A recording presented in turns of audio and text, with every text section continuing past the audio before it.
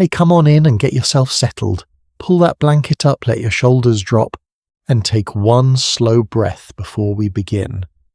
I'm glad you found your way to this quiet corner of the internet tonight, because the story waiting for you has been sitting in old letters and worn diaries for almost 2 centuries, patient just waiting for someone to slow down enough to listen.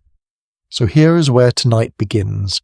Sometime in the 1840s, nearly 500,000 ordinary people looked at everything they owned, their homes, their furniture, everything that made up their world, and chose to walk away from all of it. Not because of war, not because armies forced them out. They chose on their own to walk 2,000 miles across a stretch of the continent that had no roads, no maps worth trusting, and no guarantee of anything waiting on the other side. And almost 1 out of every 10 of them never finished that walk. Tonight you become one of them, and I want you to feel exactly how quietly and how painfully that journey actually began. But before we step into that morning together, do me one small favour first.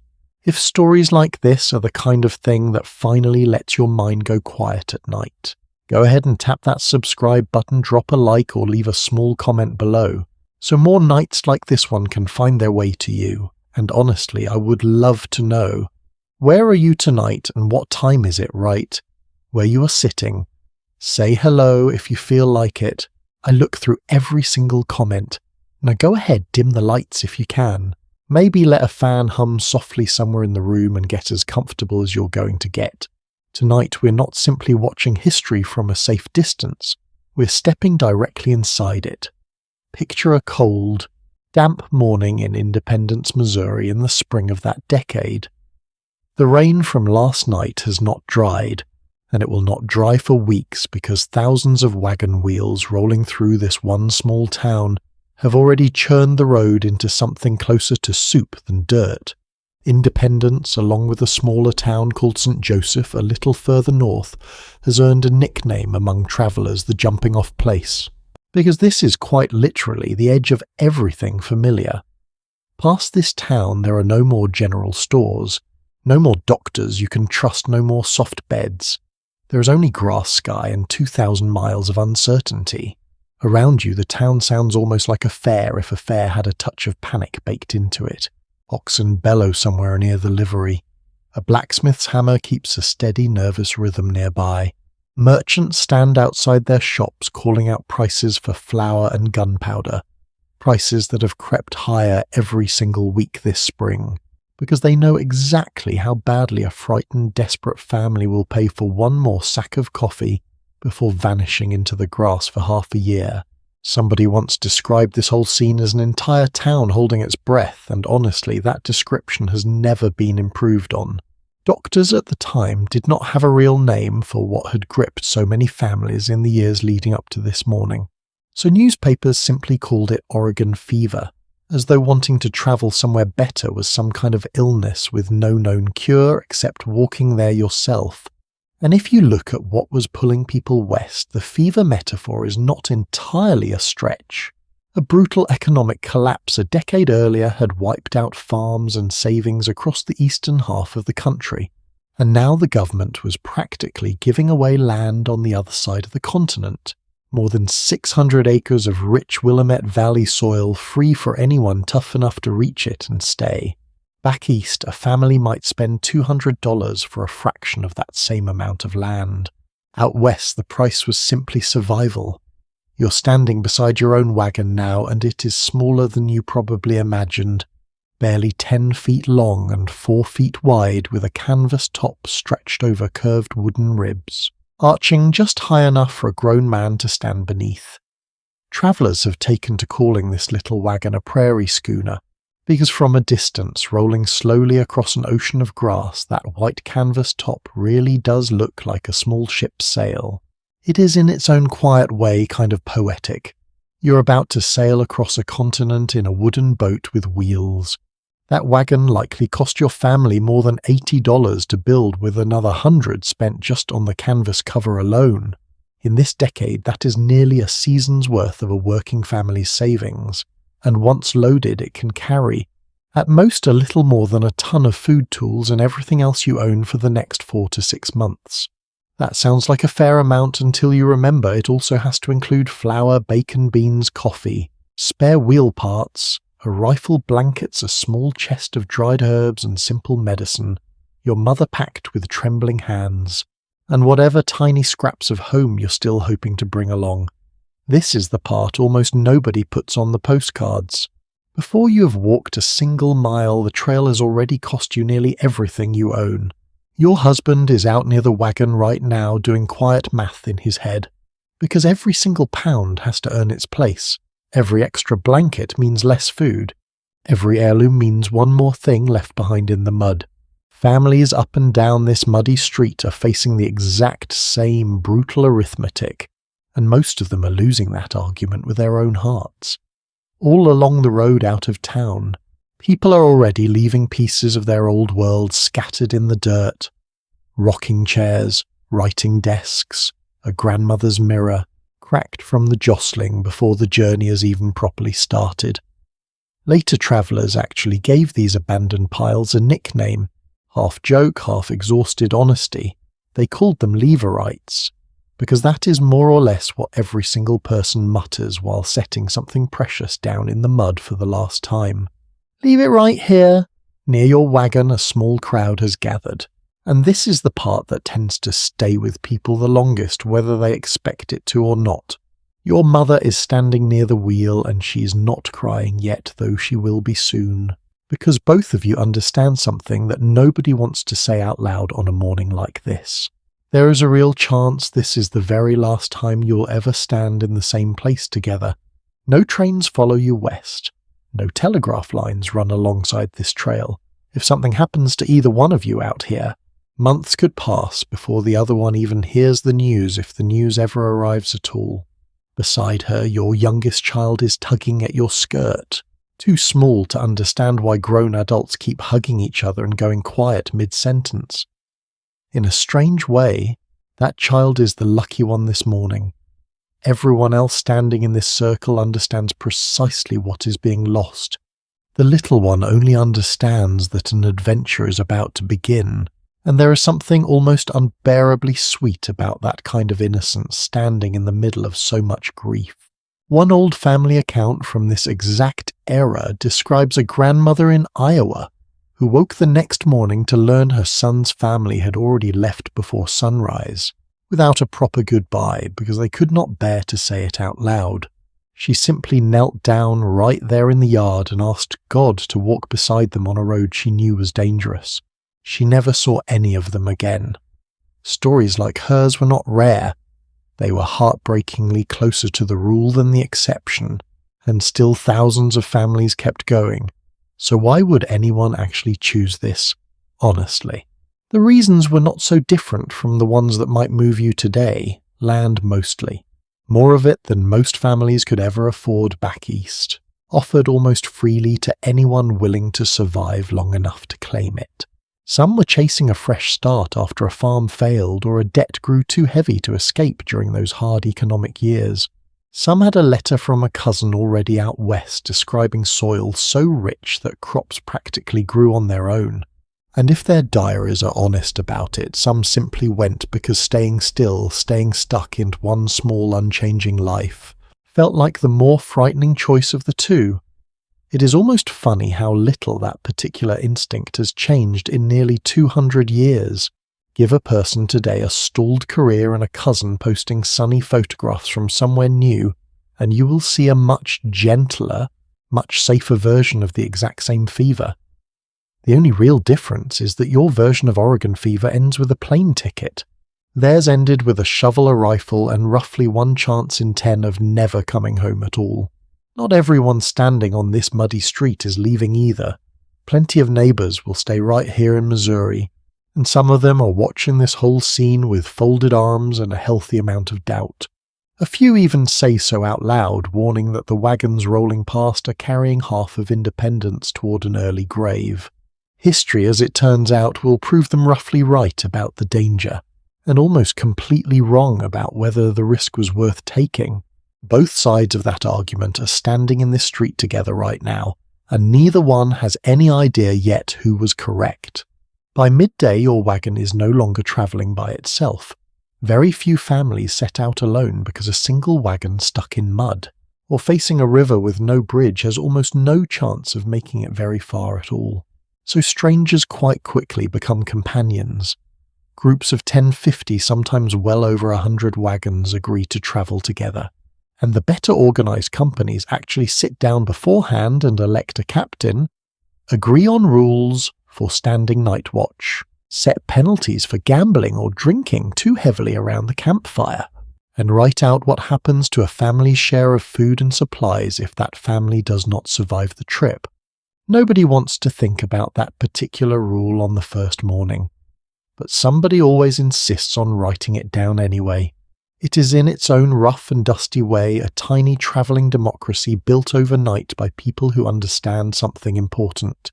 Out here, survival depends far less on individual strength, and far more on how well total strangers can learn to trust one another. And now finally the whole line begins to move. Wagon after wagon pulls out onto the muddy track leading out of town, until the procession stretches back farther than you can see through the dust. A few children run alongside the wheels for the first stretch of road, laughing, chasing each other between the wagons, until tired mothers call them back into line. Somewhere behind you a fiddle strikes up a tune half cheerful and half mournful, the kind of song that cannot quite decide whether this is a celebration or a funeral procession, because in truth it is a little of both. You look back one final time as your wagon lurches forward and the wheels finally catch. Independence is already shrinking small behind you, and somewhere inside that shrinking little town is every version of the life that was supposed to be yours. The version where you grow old inside the house your father built with his own 2 hands. The version where your children are one day buried in the same quiet churchyard as your parents. That version of your life just stayed behind in the mud, and it is not coming west with you. Ahead of you now there is nothing but grass-open sky, and a wagon track worn down by everyone who attempted this exact walk before you, some of whom made it all the way, and many who did not. Your journey has not yet covered a single mile, and already you have given up more than most people give up in an entire lifetime.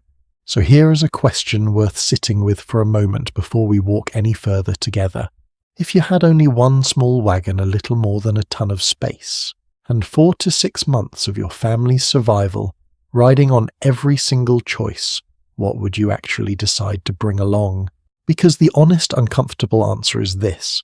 Almost everyone got that decision wrong in some way, and what people packed, or foolishly left behind, quietly decided who made it all the way to Oregon and who never did. That is exactly where we are headed together next.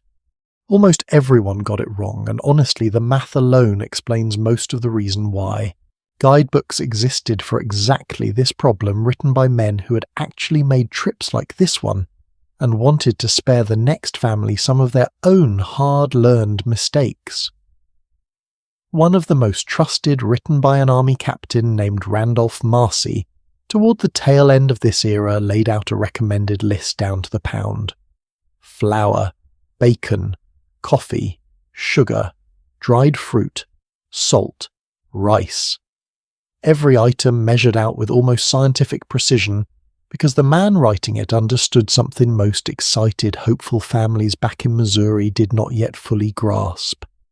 Out here, a single miscalculated pound could matter every bit as much as a miscalculated mile. That particular guidebook covered far more than food too.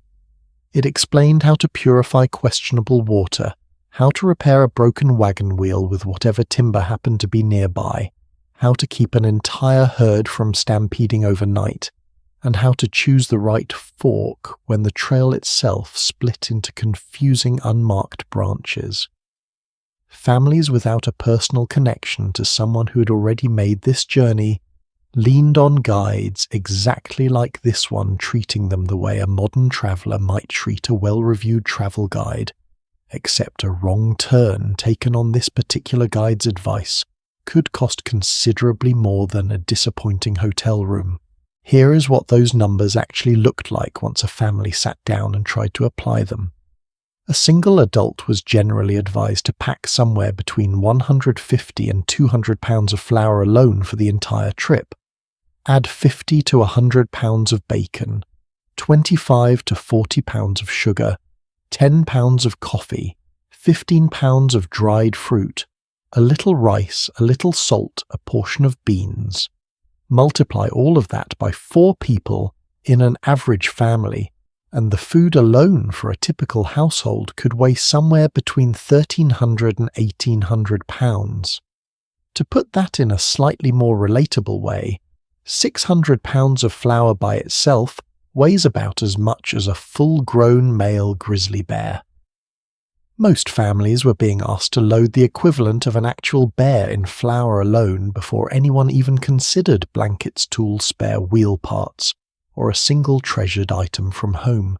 One traveller named James, setting out with his own family in the late 1840s, recorded his own outfitting list in his journal, almost exactly the way the guidebooks recommended: 200 pounds of flour per person, 100 pounds of bacon cornmeal, dried apples and peaches, beans, salt pepper rice, tea coffee, and sugar written out in the same careful, methodical hand he likely used to balance a farm's accounts back home.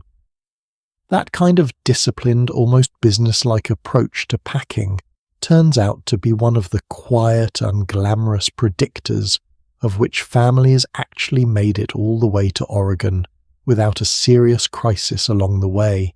Storage mattered every bit as much as quantity, and this was another lesson most families had to learn quickly. Flour needed double-layered canvas sacks sewn tightly shut, or the constant jostling of the wagon would slowly work the seams loose and waste precious pounds of it along the way. Bacon, prone to spoiling in the heat, sometimes travelled packed in wooden boxes surrounded by bran, a trick meant to slow the fat from melting away during the hottest stretches of the journey. Sugar needed careful waterproof wrapping of its own, since one soaked sack could turn an entire supply into a useless sticky mess after a single bad river crossing. None of this was obvious to a family who had never attempted anything like it before. Every small detail had to be learned, borrowed, or painfully discovered the hard way, usually at the worst possible moment. Here's a question worth sitting with, honestly, for a moment. If a loaded wagon could realistically carry somewhere between 1,600 and 2,500 pounds total, and the food alone was already eating up most of that number, how much room do you honestly think was left over for everything else your family owned? The uncomfortable answer for most families was almost none at all, and yet walk through the personal item list these same guidebooks recommended, and you start to understand just how tightly this whole equation was already stretched before a single sentimental object entered the conversation. 2 flannel shirts, 2 undershirts, a few pairs of thick woolen socks, a couple of pairs of sturdy shoes or boots, because as we will talk about shortly, those would not survive nearly as long as anyone hoped. A hat with a wide brim, a small bar of soap, a modest sewing kit, needle, thread, a few buttons tucked into a small cloth bag, because clothing on this trail would need constant careful mending long before it was ever replaced. Bedding a blanket or 2, something to lay across the ground beneath it. That was, according to the most trusted advice available at the time, roughly what a single person actually needed to survive 4 to 6 months on the move. Beyond food and clothing, a reasonably prepared wagon also carried a modest kit of tools that would prove essential again and again over the coming months. An axe for clearing brush and cutting firewood, a shovel for digging out a stuck wheel, or more somberly for burying a companion who did not survive the journey. A hammer, a handful of nails and spare wagon parts, since a snapped axle or a loose wheel rim could strand a family for days without them. A modest medicine chest, limited as its actual usefulness turned out to be against serious illness. And more often than not, at least 1 rifle, packed alongside more ammunition than most families would ever actually need. Driven by a fear of danger, that, as we will discuss honestly later in this story, turned out to be far smaller than most travellers imagined. Now here is where the real trouble began for most families, because knowing what you needed and actually agreeing to leave everything else behind turned out to be two entirely different challenges.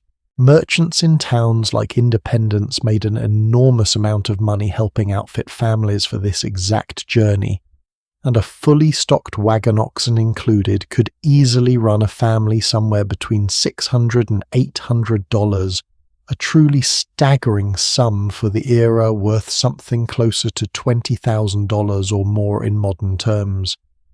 Families spent that fortune carefully calculating food and tools down to the pound, and then almost without fail they turned around and tried to squeeze in one more thing anyway.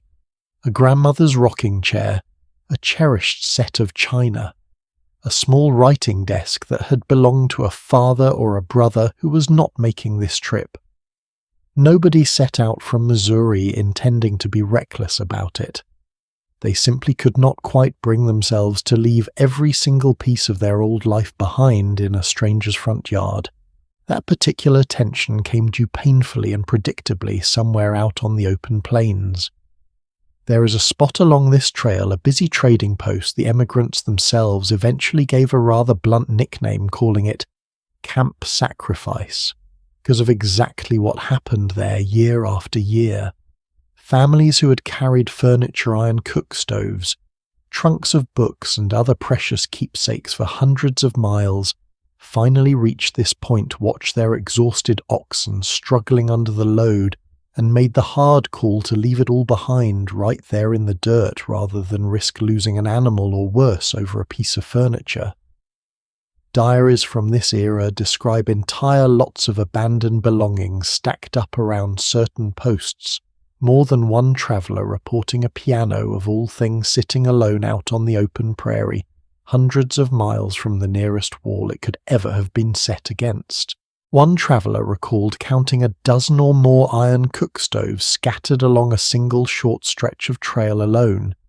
Heavy, expensive, and utterly impossible to justify hauling any farther, once the oxen pulling them had visibly begun to suffer for it.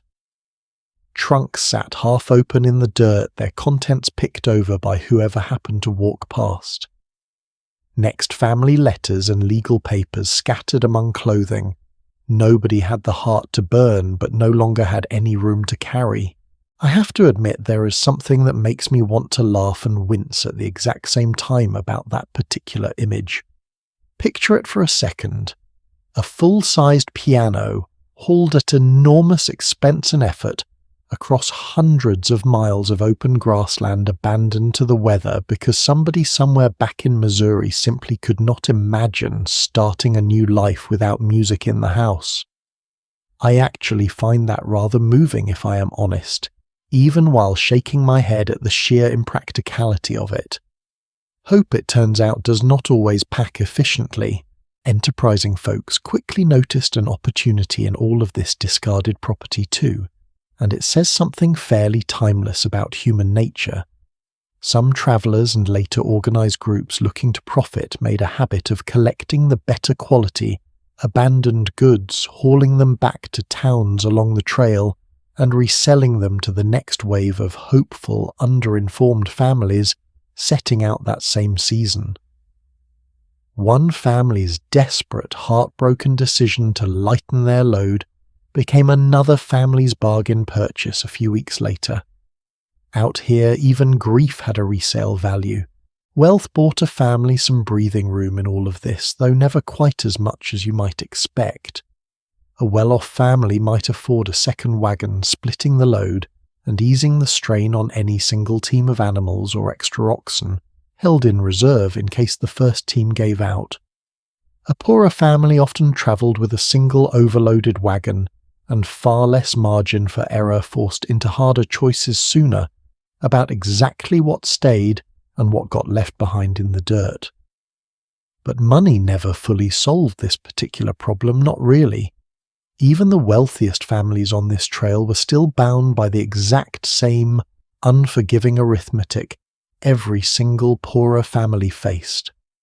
A wagon can only carry so much weight, regardless of how much you paid for it, or for the animals straining to pull it. Here's another question worth turning over for a moment, since we're being honest with each other tonight. If you had exactly one small crate of space left after every practical necessity was already packed, what single object from your entire life would you actually choose to bring a photograph? An instrument? A piece of jewelry that belonged to someone you loved? I suspect most of us like to imagine we would make the sensible choice every single time. I am not entirely convinced that is true, and neither frankly were most of these families until the trail eventually forced their hand for them.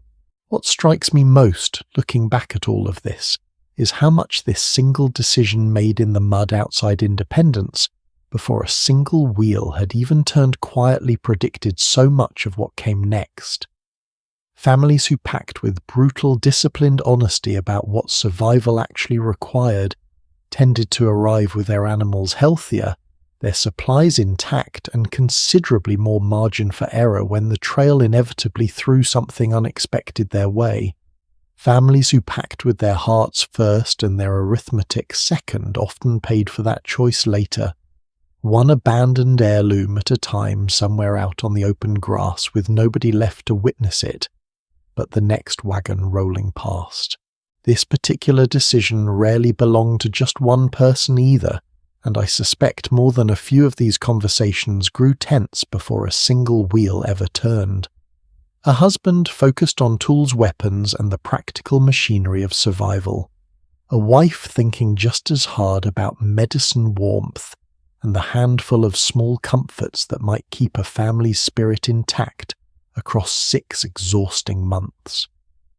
Neither instinct was wrong. Both were simply competing for the exact same limited stretch of wagon bed, and somewhere in that quiet, ongoing negotiation between practicality and comfort, most families found whatever uneasy balance they eventually carried west with them. None of this is meant as judgment, honestly. I think most of us standing in that exact mud weighing sacks of flour against a piece of furniture that held an entire childhood's worth of memory would have struggled with precisely the same impossible arithmetic. There is something deeply human about refusing to let go of the last physical thread connecting you to a life you are never coming back to, even when logic and a very patient team of oxen are quietly begging you to reconsider. By the time your wagon finally rolls out of Independence packed as carefully or as sentimentally as your particular family managed to pack it, every single pound inside that wagon bed has already made its own small, quiet argument about what your family valued most.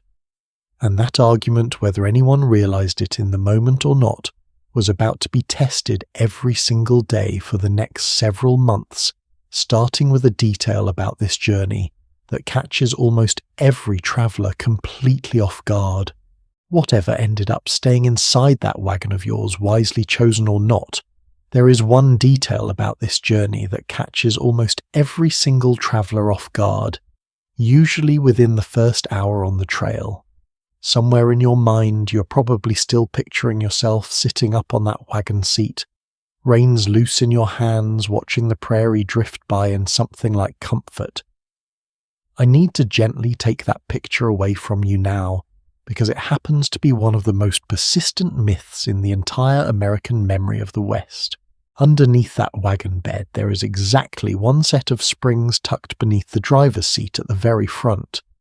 Every other part of that wagon rides directly on the axle, with nothing at all to soften the shock of rocks ruts and the endless washboard texture of a trail, already worn down by thousands of wheels before yours ever touched it.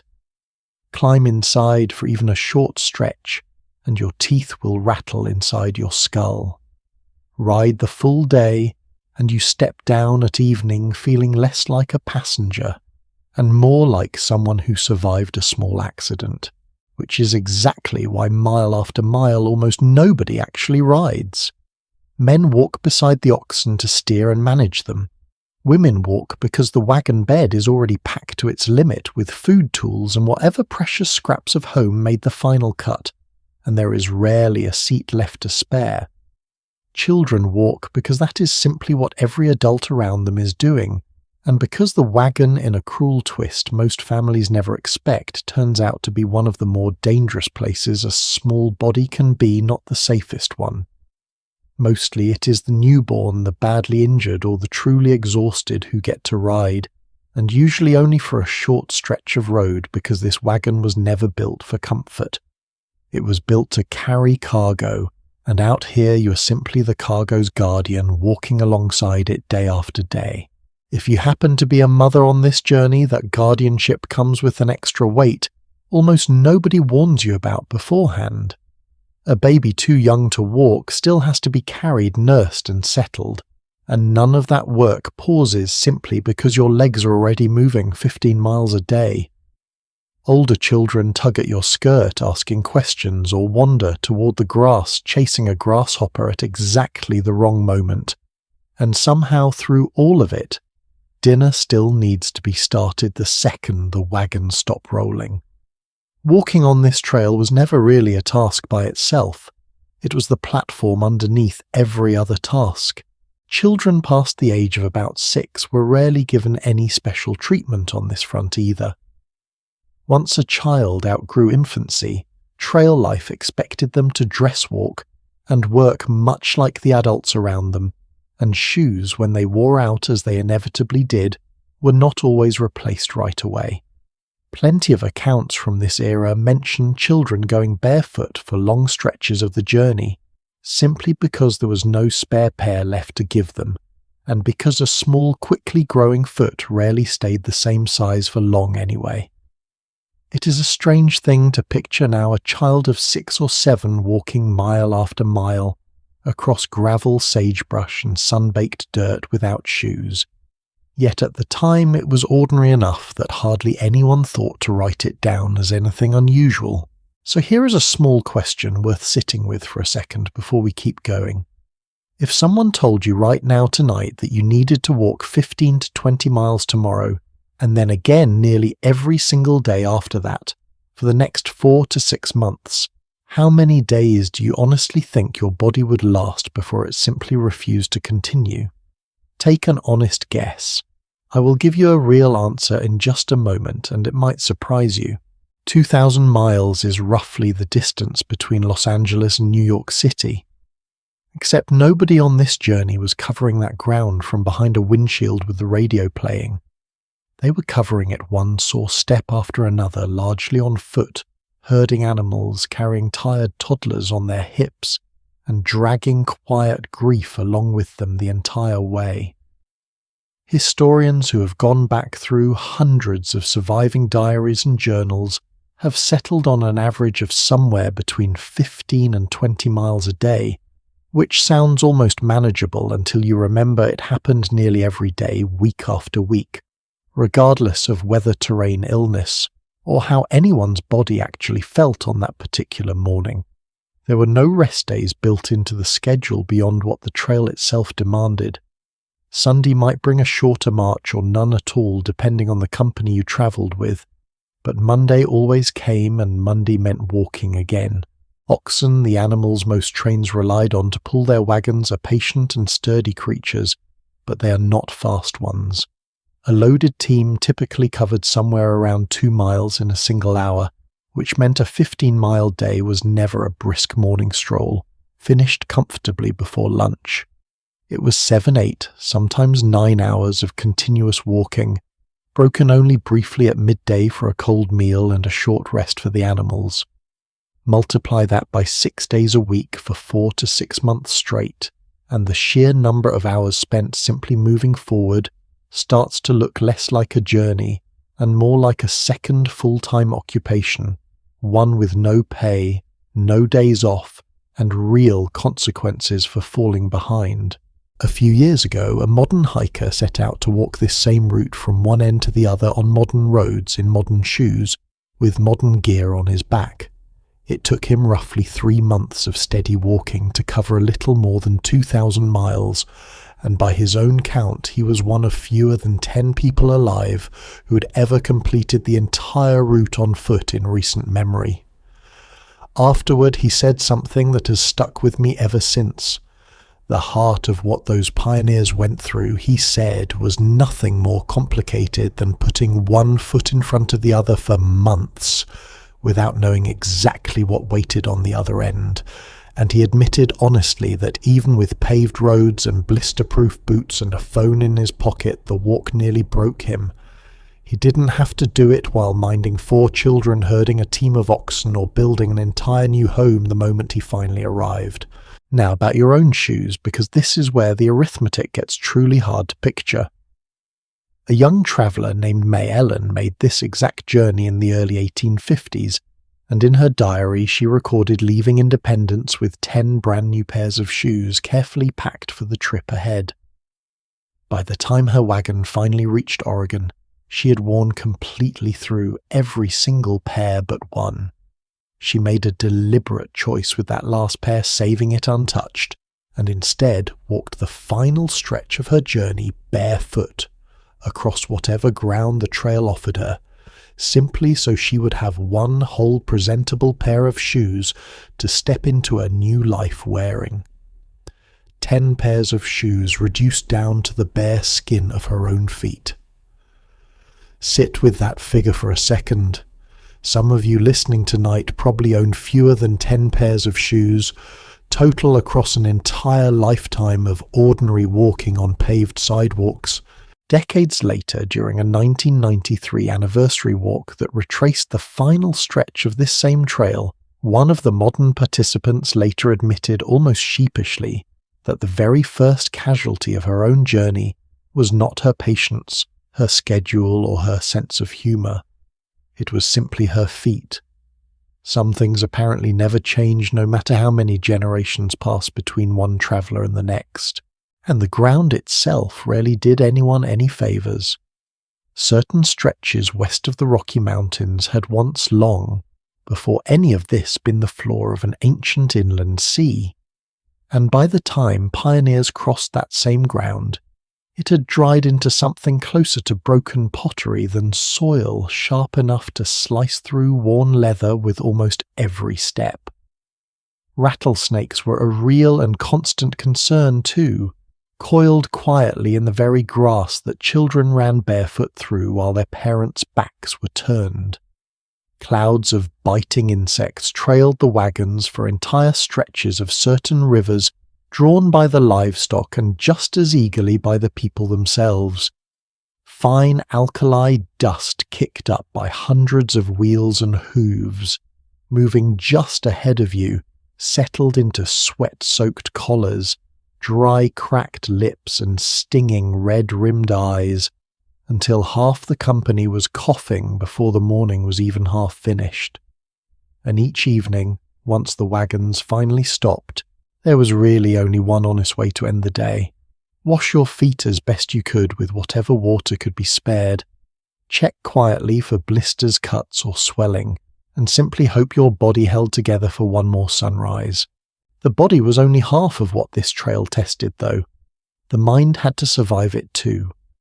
Hour after hour of flat repetitive scenery could wear on a person every bit as much as the physical strain, and pioneers found their own small ways of coping with it. Some sang hymns as they walked the same handful of verses repeated until the words lost their meaning and simply became rhythm, something to match footsteps to. Children invented games out of almost nothing, racing each other between wagon wheels, spotting shapes in distant rock formations, or arguing over whose turn it was to walk beside a particular favourite ox. Adults debated politics, faith and gossip carried from the last town behind them, the same handful of conversations circling again and again, because there was quite literally nothing new to discuss for miles in every direction. It is in its own strange way a very human, very relatable kind of boredom, the same restless itch you might feel on a long car trip today. Except theirs lasted for months with no radio station to change and no next exit for snacks. For women specifically, this daily walk carried an added burden that men on the trail rarely had to think about at all. Fashion of the era called for long, heavy skirts that drag through mud caught dangerously on wagon wheels, and occasionally near cooking fires caught something far worse. Most women owned only 2 or 3 dresses for the entire length of this journey, mended and patched again and again as the fabric wore thinner, until barely any of the original cloth remained by the time Oregon finally came into view on the horizon. In a small, quietly bold act of practical rebellion, some women on certain wagon trains during these years began wearing what polite society of the time scandalously referred to as bloomers, a looser trouser-like garment that let a woman walk, climb and work without fighting several yards of heavy fabric with every single step she took. Other women on those same wagon trains were reportedly more than a little scandalized by the sight, and it caused enough of a quiet stir that most of the women who tried the style eventually went back to their long skirts, once they reached a proper town again, worried about how the choice might be judged back home. Honestly, I think those bloomer-wearing women deserve a good deal more credit than history has generally given them. They were making an entirely sensible, practical decision about their own survival and comfort decades before anyone in a fashion magazine would think to call it progress. When shoe leather finally gave out completely, and eventually it did for almost everyone on this trail, some families traded directly with native nations along the route for moccasins, footwear far better suited to this terrain than anything manufactured back east ever could be. It is a small, easily overlooked detail buried in old trail accounts, but it says something quietly important about this entire journey. Survival out here rarely came from stubborn self-reliance alone, no matter how the old legends like to tell it. It came again and again from a willingness to learn from people who already understood this land far better than any guidebook from back east ever could. By the time families finally reached the far side of this journey, most of them looked almost unrecognizable from the people who had first stepped out of independence months earlier.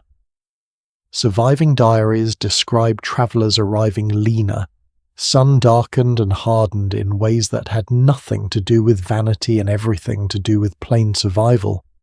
A few historians studying this migration have pointed out, almost as a side note, that this trail may have been one of the most physically demanding, sustained challenges an ordinary civilian population voluntarily attempted in early American history, women and small children fully included, without training, without proper equipment, and without any real option of quitting halfway through.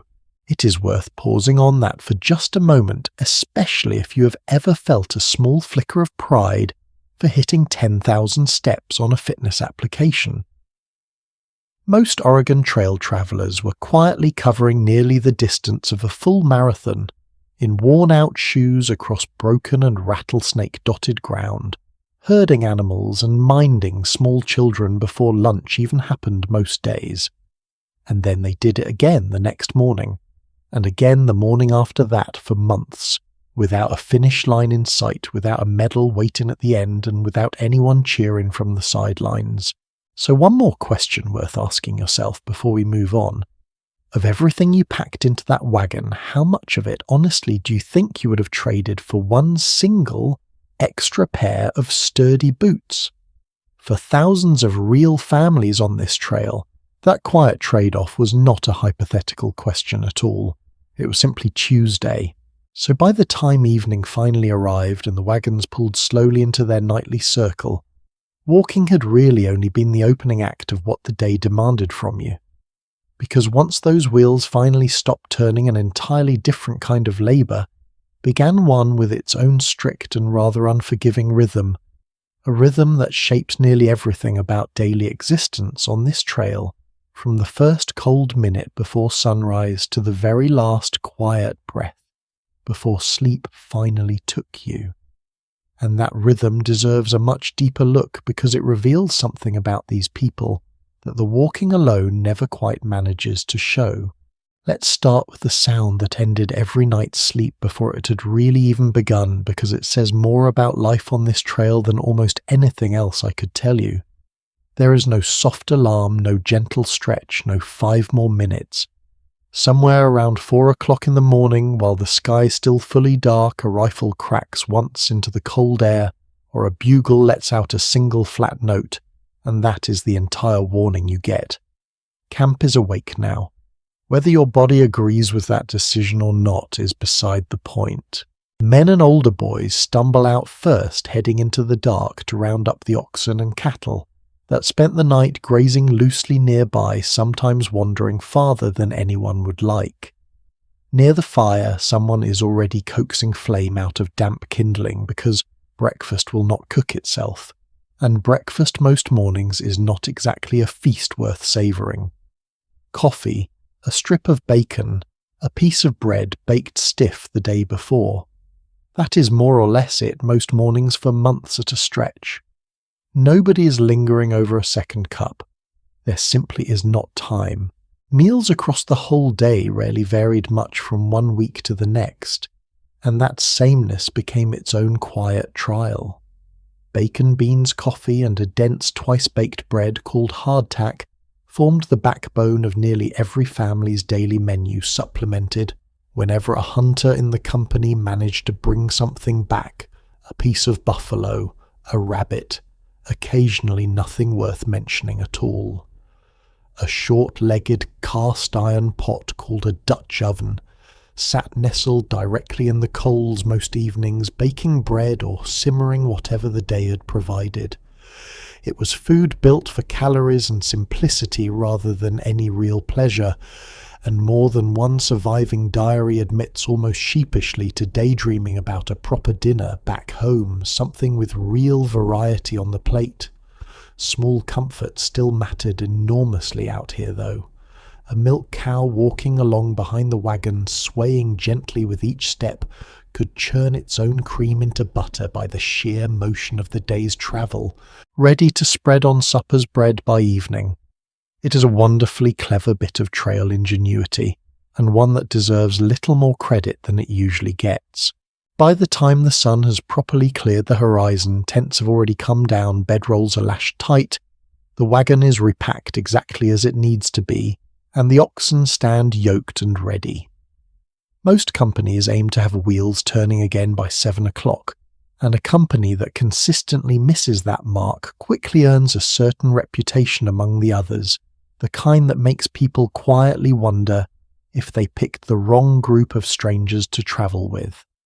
2 hours, sometimes less. To wake-eat, break an entire temporary household down to nothing and get moving again. If that sounds like a brutal morning routine to hold yourself, to even once try holding yourself to it every single day for 4 to 6 months, with no coffee shop waiting at the end of it, just more grass and more sky. Here's something worth asking yourself honestly for a second. On your busiest, most chaotic morning in recent memory, the kind where you were already running late before your feet hit the floor, how long did it actually take you to get out the door? Now imagine doing that exact same scramble at 4 in the morning, in the dark outdoors every day without a single day fully off for the better part of half a year. The wagons roll through the morning in a long dusty line, and somewhere around midday when the sun sits highest and hottest overhead, the company stops for what pioneers of the era called nooning, a small practical word for a small practical pause. There is no cooking at nooning. Lunch is almost always whatever survived from the night before, eaten cold standing or sitting wherever there happens to be shade.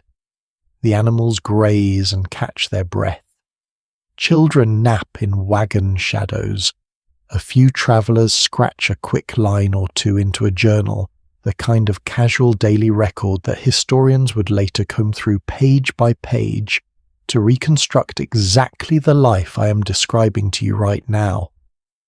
Then, often within an hour, it all begins again, and the afternoon stretch carries the company onward until the light starts turning gold and long across the grass. Scale, it turns out, brought its own daily headache. Some of the larger companies leaving Independence in a single season numbered well over 100 wagons and several hundred people, an unwieldy mass to feed water and move efficiently as one single unit. So the more experienced leaders learn to break a large company down into smaller working groups, often somewhere between 4 and 20 wagons, and roughly 30 people apiece each, with its own informal leadership, its own pace, and its own rotating chores. It is not so different if you think about it from a modern workplace splitting into smaller teams instead of routing every small decision through an entire building full of people. Ask yourself, honestly, for a second, would you rather manage breakfast chores and a 4 a.m. wake-up call, alongside 30 familiar faces, or alongside 400 strangers, all competing for the same patch of grass and the same narrow stretch of river? Most pioneers quite sensibly chose the smaller number. Around 5 p.m, the day's real transformation begins, and it starts with a shape. The front wagon curves its path into a slow arc, and every wagon behind it follows the same line until the whole company has folded itself into a rough circle. Wagon tongues and chains linking each one to the next like a fence built entirely out of furniture. Popular imagination loves to frame this circle as a fortress against attack wagons, bristling outward like some kind of frontier castle wall. And I understand exactly why that image took hold. It is a wonderful cinematic picture. But if you actually look through pioneer diaries and first-hand trail accounts, the far more common, far less dramatic truth is this. That circle was mostly built to hold livestock in, not enemies out. A tired ox or a spooked mule will wander off into the dark in a heartbeat given the chance, and a family that loses its team overnight is a family in very real trouble the next morning. The circle solved that problem elegantly every single evening, all while giving the whole company one tidy, defensible shape if trouble truly did appear. Which we will talk about honestly a little later, was a far rarer event than old films ever led anyone to believe. Just outside that circle, an entirely different scene unfolds, and this one belongs almost entirely to the children. Wood is scarce out on the open plains, often non-existent for miles in any direction, so fuel for the evening fire has to come from somewhere else entirely. That somewhere else is dried buffalo droppings, politely called chips by nearly everyone who wrote about them, and gathering enough of them for the night's cooking. Fire fell largely to the youngest members of the company. Girls carried them home in the fold of their aprons. It became, according to more than one surviving diary, something like a game, children racing each other toward a particularly promising pile, occasionally shoving one another out of the way in the scramble, occasionally startling a rattlesnake curled beneath one, which tended to end the competition, rather abruptly for whoever found it. One traveller on the trail joked, only half joking, that meat cooked over a chip fire never needed any pepper. By the time most families reached the far end of this journey, children who had once turned up their noses at the very idea were proudly hauling in armfuls without a second thought. It is such a small detail, and yet it tells you something real about how quickly disgust gives way to simple usefulness when survival is truly on the line. While the youngest members of camp were out chip hunting, the rest of the evening's labour split itself along familiar lines. Men checked the animals for injury, repaired anything the day's rough travel had damaged, and posted the night's watch. Women lit the fire, cooked the one properly hot meal of the entire day, mended torn clothing, and washed whatever dishes the day had dirtied. It was not an equal division of rest, not by any honest measure. Still, it was a division that kept an entire mobile community functioning day after day, without anyone in charge having to say a single word about who did what. Everybody simply already knew. Night watch deserves a moment of its own because it carried a weight that daylight labour never quite matched. A handful of men took the first shift as darkness fully settled, walking slow loops around the sleeping camp, listening for anything that did not belong, a shift in the cattle's breathing, an unfamiliar footstep weather turning suddenly foul. Around midnight, a second group quietly relieved the first standing watch through the coldest, darkest hours until the very 4 o'clock signal that started the whole cycle over again. Before turning in, someone usually pointed the front wagon's tongue toward the North Star, a small, unglamorous trick that meant the company would already be facing roughly the right direction come morning without anyone needing to fumble for a compass in the half-dark. It is a tiny piece of quiet expertise, the kind ordinary families picked up fast because the alternative was losing precious daylight to confusion. And yet somehow, in the middle of all that exhaustion, there was still room most evenings for something like joy. Fiddles and accordions came out once supper was cleared. Couples who had energy left over danced in the firelight.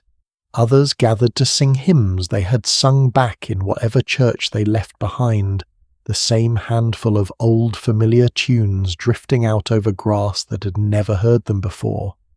Card games got dealt. Children who were not asleep on their feet played whatever games children invent out of nothing but a stick and a little open ground. Parents used the last of the light to teach a lesson or 2 letters, sums a verse from memory, because school was not something you could simply pause for 6 months without consequence. I find something quietly moving about that particular detail, honestly. These were people who had walked 15 or 20 miles that day, buried more grief than most of us will carry in a lifetime, and still made room most nights for a song. That is not naive optimism. That is discipline, the kind that keeps a person and an entire community intact. Romance somehow still found room to bloom inside all of this grind. Long stretches of walking side by side had a habit of turning simple acquaintances into something more, and weddings near certain river crossings or certain forts became common enough that trail diaries mentioned them almost casually, tucked in between notes about weather and mileage, as though it were the most ordinary thing in the world. When a wedding did happen, older members of the company sometimes could not resist a bit of good-natured mischief, banging pots and pans outside the newlyweds' tent late into the night, a noisy, half-affectionate old tradition known as a chivalry, part celebration and part gentle teasing warning about what married life on a trail like this one was actually about to look like. Even here, in the middle of exhaustion, dust and grief, people still fell in love, still teased each other, and still found small, entirely human ways to celebrate. Sleep itself was rarely generous. Some families carried a tent. Many did not, and simply rolled out bedding on the ground beneath the wagon, trusting canvas and wood to keep off whatever weather the night decided to bring. There was no real luxury of sleeping in, no matter how badly a body needed it, because that same rifle crack or bugle note was already waiting patiently 4 o'clock away. Sunday brought the one meaningful break in this otherwise unbroken rhythm, though even Sunday varied company to company. Some trains stopped entirely resting the animals and holding a short church service under open sky voices, carrying a little strangely across land that had never held a congregation before. Others pushed on through the afternoon after a quiet morning, unwilling to lose ground, with winter mountains still waiting somewhere far ahead, weighing faith against the calendar and usually letting the calendar win. For the women of the company, especially Sunday when it came, usually meant something less, like rest, and more like a different kind of labour. It was more often than not laundry day, the only real chance in an entire week to properly wash clothing that had been sweated through, rained on, and caked in trail dust since the last stop like it. Rivers ran thick with the sight of it on Sunday afternoons. Dresses and shirts spread flat across sagebrush and wagon wheels to dry in the sun, a strange, quiet kind of beauty in the middle of so much hardship. Letters got written too on the small chance a fort or trading post further ahead might carry them east on a return trip, words meant for people who might already be many months out of date by the time they arrived, if they arrived at all. I think what strikes me most looking back at all of this is how much order these families managed to build out of real chaos. They had no employer setting this schedule, no clock on a wall, enforcing it nothing but shared necessity, and each other's quiet trust holding the whole arrangement together. Wealthier families and poorer ones followed roughly the same 4 o'clock rifle shot, the same nooning stop, the same evening circle, because out here money bought slightly better food or a sturdier wagon, but it never once bought its way out of the walking, the watching, or the work. In a strange, almost democratic way, the trail flattened people down to the same daily struggle, regardless of what they had left behind them back east. And that rhythm, that stubborn daily discipline, is exactly what kept most of these families alive long enough to face the next danger waiting further down the trail.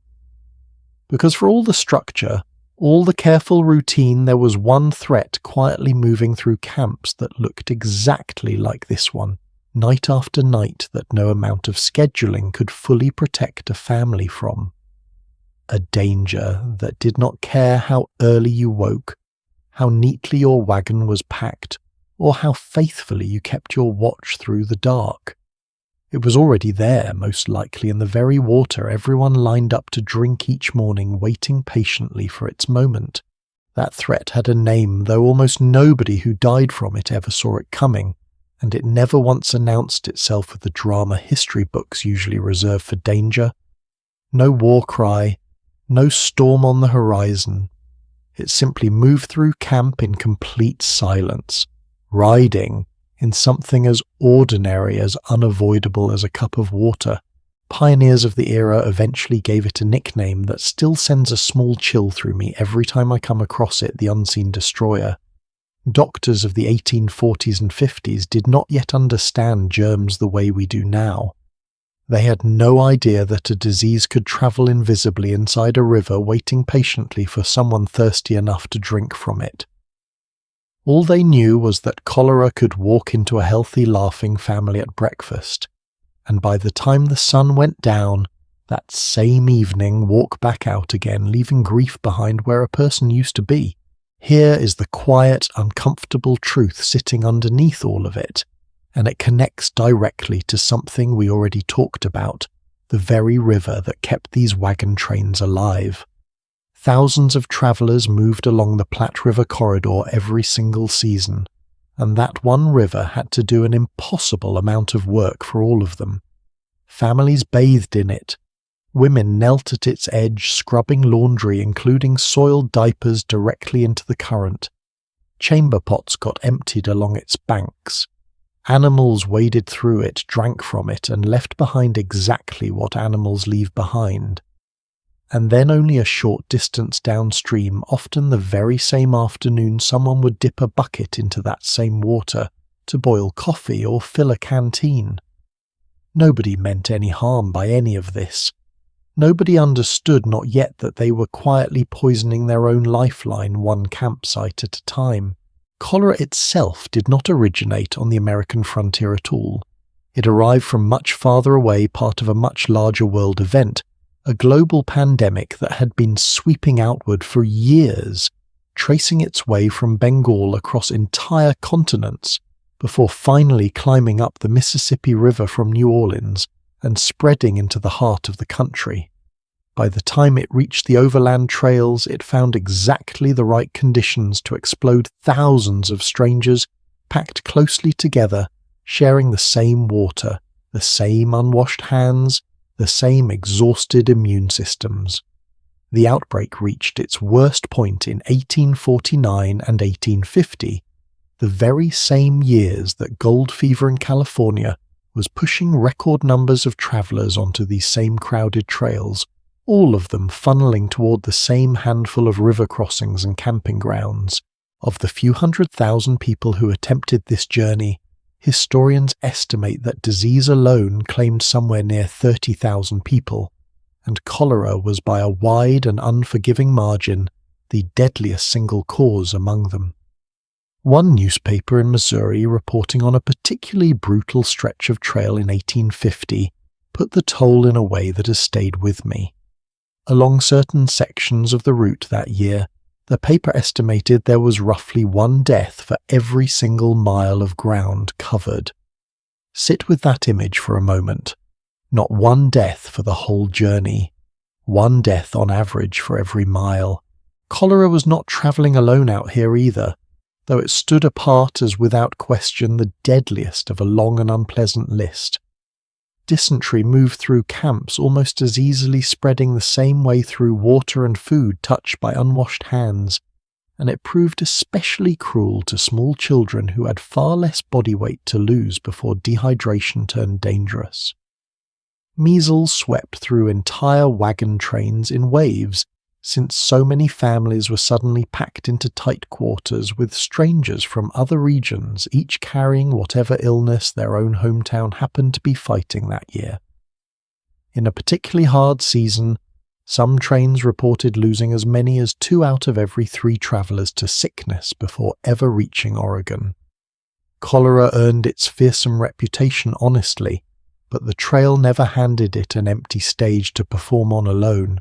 What made this disease so uniquely terrifying was not just how many people it killed, but how fast it worked.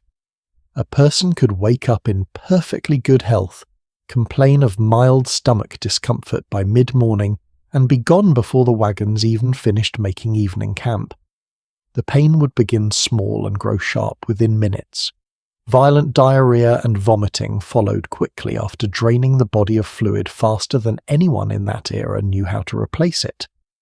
Within hours, skin would visibly wrinkle and take on a strange bluish tone, a symptom so specific that trail diaries mention it again and again, almost as a kind of dreaded shorthand. If a person survived past the first full day, they usually recovered. If they did not, death often came within 12 to 24 hours of the very first complaint. One young woman making this journey in 1852 wrote home to an aunt from a resting spot along the trail, and rather than opening her letter with anything about the scenery or the adventure of it all, she began instead with an apology telling her aunt how sorry she was to have to report just how much sickness had already moved through their company. That single detail says more about daily reality on this trail than almost any statistic could. Sickness was not a rare interruption to the journey. For long stretches it was the journey. Families carried what medicine they could, and it is worth pausing here for a moment because some of what passed for treatment in this era sits somewhere between heartbreaking and quietly absurd. Tincture of camphor, laudanum, calomel, which was really just mercury in disguise and did the body no favours at all. A good dose of rum or whiskey taken according to more than one diary, purely for the comfort of it, since nobody could honestly claim it cured anything. None of these remedies touched the actual cause of the illness, because the actual cause would not be properly understood by science for several more years yet. I say this gently, and with real sympathy, not to mock anyone's desperation. These families were doing the absolute best they could with what the world had given them to work with, which tragically was almost nothing of real use. Here's a small strange thought worth sitting with for a moment. In almost every modern kitchen tonight there is a solution to this exact disease, sitting quietly in a cupboard: clean water, a pinch of salt, a spoonful of sugar. A simple mixture doctors now call oral rehydration therapy could have saved a staggering number of people on this trail, and it costs almost nothing to make. If you could send exactly one piece of advice back through time to these families, what do you think it would be? My honest answer is embarrassingly simple. Boil the water first. That is really the whole secret, and it would take science several more decades to finally catch up to it. In an odd twist of timing, while families were dying by the thousands along the Platte River, without understanding why a physician on the opposite side of the world, working through a cholera outbreak in London, was quietly piecing together the very connection these pioneers so desperately needed, tracing a cluster of cases back to a single, contaminated water pump on a crowded city street. He mapped every case by hand, door by door, until the pattern became impossible to argue with, and in doing so he built the very foundation of modern public health, almost by accident, simply by refusing to accept that nobody could explain why an entire neighborhood was dying around one shared source of water. His work would eventually change how the whole world thought about disease, and lay the groundwork for the clean water systems most of us never think twice about today. But that breakthrough came only after this era of overland migration had already claimed most of its victims. Sometimes the saddest part of history is not the tragedy itself, but simply the timing of it, knowledge arriving just a little too late to help the people who needed it most. It makes you wonder, doesn't it? How many other quiet tragedies in our own time are simply waiting on an answer that already exists somewhere, just not yet in the hands of the people who need it? There is a strange, almost merciful detail buried in all of this, though one that most families at the time never fully understood either. Cholera thrived in the lower, warmer stretches of the trail along the Platte and through the open plains, but it grew far less common once companies climbed higher into the mountains past places like Fort Laramie. Nobody on the trail knew the scientific reason for this shift. They simply noticed with quiet relief that the sickness they had been burying friends for seemed to loosen its grip the higher the wagons climbed. It would take modern science to explain what these families only ever experienced as a small, unexplained mercy. None of this made death any easier to manage in the moment, though, and the practical reality of it could be almost unbearably harsh. Companies could not afford to stop and grieve properly every time illness took someone not with winter mountains, waiting somewhere far ahead on a strict and unforgiving calendar. Burials grew shorter and shorter as trains pushed deeper into the journey, sometimes lasting only minutes.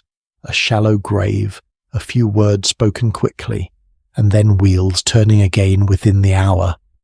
Some families assigned a single companion to stay behind with someone too sick, to continue a quiet, difficult kindness, so that person would not have to face their final hours completely alone, even while the rest of the company moved on ahead.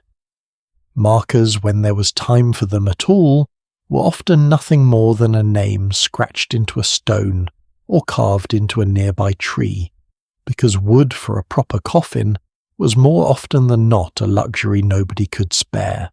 Predators posed their own grim complication on top of everything else.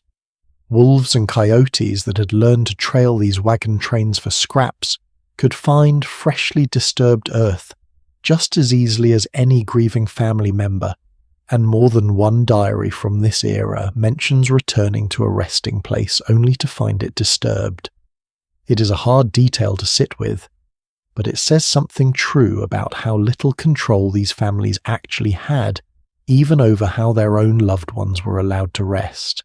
There was a particular kind of quiet fear that settled over camp during a bad outbreak too, one that had nothing to do with loud, visible danger, and everything to do with watching. Mothers checked their children's colour each morning without ever saying so out loud, glancing across the breakfast fire at a small face searching for anything that looked even slightly off. A stomachache that might mean nothing back home suddenly carried the full weight of real fear out here, and every parent on this trail understood that fact instinctively. Neighbours who had been laughing together around a fire the night before might by the very next evening be standing at a fresh grave instead, and there was rarely time to fully sit with one loss. before the schedule quietly demanded everyone move on toward the next stretch of road. That particular kind of grief walked through, rather than properly mourned, is not something most of us ever have to practice today, and I think it deserves a quiet moment of respect before we keep going. I think about that detail more than almost any other from this whole journey, honestly.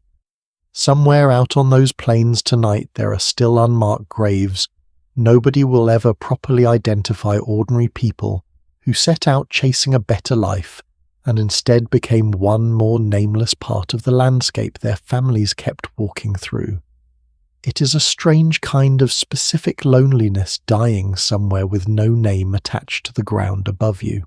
And here is the detail I find most quietly devastating about this entire chapter of the story, the kind of detail that never quite makes it into the adventure films. Ask most people today what they imagine was the greatest danger facing pioneers on this trail, and you will almost certainly hear about arrows or wild animals or bandits waiting somewhere out past the horizon. Those fears were real enough in people's minds at the time too. Families carried far more guns than they ever needed precisely because of how much they feared a dramatic, visible kind of danger. And yet the thing that was actually killing them in staggering numbers had absolutely nothing to do with any of that. It was invisible. It travelled in a cup of drinking water passed casually from one hand to another. Go ahead and ask yourself honestly before we move on what you would have packed if you were leaving on this journey. My guess is a rifle makes the list before a water filter ever would, and if that is true for you, you would have been in good company with almost every family on this trail. It is in a strange way one of the more honest lessons this entire journey has to offer any of us even now. The danger you can see coming rarely turns out to be the one that gets you. Cholera has never fully left this world either, if it helps to know that. Even now in places without reliable clean water, it still infects millions of people every year and still causes more than 100,000 deaths worldwide. The unseen destroyer these pioneers feared in silence is in a very real sense still out there tonight, just far less present in places lucky enough to have plumbing and water treatment most of us never spare a single thought for. So by the time your company finally reaches a real river crossing, one too wide and too fast to simply dip a bucket into that same water that carried so much quiet death, is about to test these families in an entirely different way. Because drinking from a river was never the only danger it posed out here. Sometimes the river itself simply had to be crossed current and all, and that crossing came with a set of risks every bit as sudden and every bit as final as anything sickness had already taken from these families. Rivers on this journey never once asked your permission, and they rarely gave any real warning either. A stretch of water that looked calm and shallow from the bank could hide a drop off a bed of quicksand, or a current strong enough to knock a full-grown ox clean off its feet. And there was really only one way to find out which kind of river you were facing. You had to walk straight into it. These rivers could also change completely overnight without a single cloud visible over your own camp to warn you of anything. A storm breaking over distant mountains miles upstream and entirely out of sight could send a river's level rising several feet by morning, turning yesterday's calm, waist-deep crossing into today's roaring hazard. Families had no way to check a forecast, no way to know what the sky was doing 200 miles away. They simply had to study the water itself fresh and unfamiliar every single time and hope their judgment held up under pressure. Sometimes the safest decision available to a company was also the hardest one to accept, simply waiting. A river running too high or too fast to attempt safely might force an entire company to make camp on the same muddy bank for 2, 3, sometimes 5 extra days, watching the water level inch down with aching patience while the calendar kept moving regardless. Every wasted day out here carried its own quiet cost, since winter snow further along the route did not pause to accommodate anyone's caution. It was in many ways its own particular gamble, weighing the very real danger of the crossing itself against the very real danger of losing precious travel time waiting for conditions to improve. Let's put a number on this danger properly because it deserves one. Drowning sat right alongside disease wagon accidents and gunshot wounds as one of the 4 leading causes of death on this entire route, and unlike the sickness, we just spent time with, this particular danger came with no slow build, no early symptom to notice at breakfast. One moment a family was easing their wagon down a riverbank. The next, if the current had other plans, they were fighting to survive in front of everyone they loved in full view, with absolutely nowhere to hide from what was happening. Here's something worth sitting with for a second before we go any further into this. Rivers today are not really the same rivers these families faced. Nearly 90,000 dams now sit across waterways in this country, taming currents, controlling floodwaters, holding back the kind of violent spring surge that used to define a river like the Platte or the Kansas every single year without fail. When a pioneer family stood on the bank of an unfamiliar western river in the 1840s or 50s, they were looking at something truly wild, swollen with snowmelt, unpredictable, and completely indifferent to how carefully that family had planned their journey up to that exact point. Certain crossings on this trail earned reputations that travelled ahead of the wagons themselves whispered about at camp, long before any company actually reached them. The Green River out in what is now Wyoming was one of the worst. In a single year, 1850 records show 37 people drowned attempting to cross that one river alone.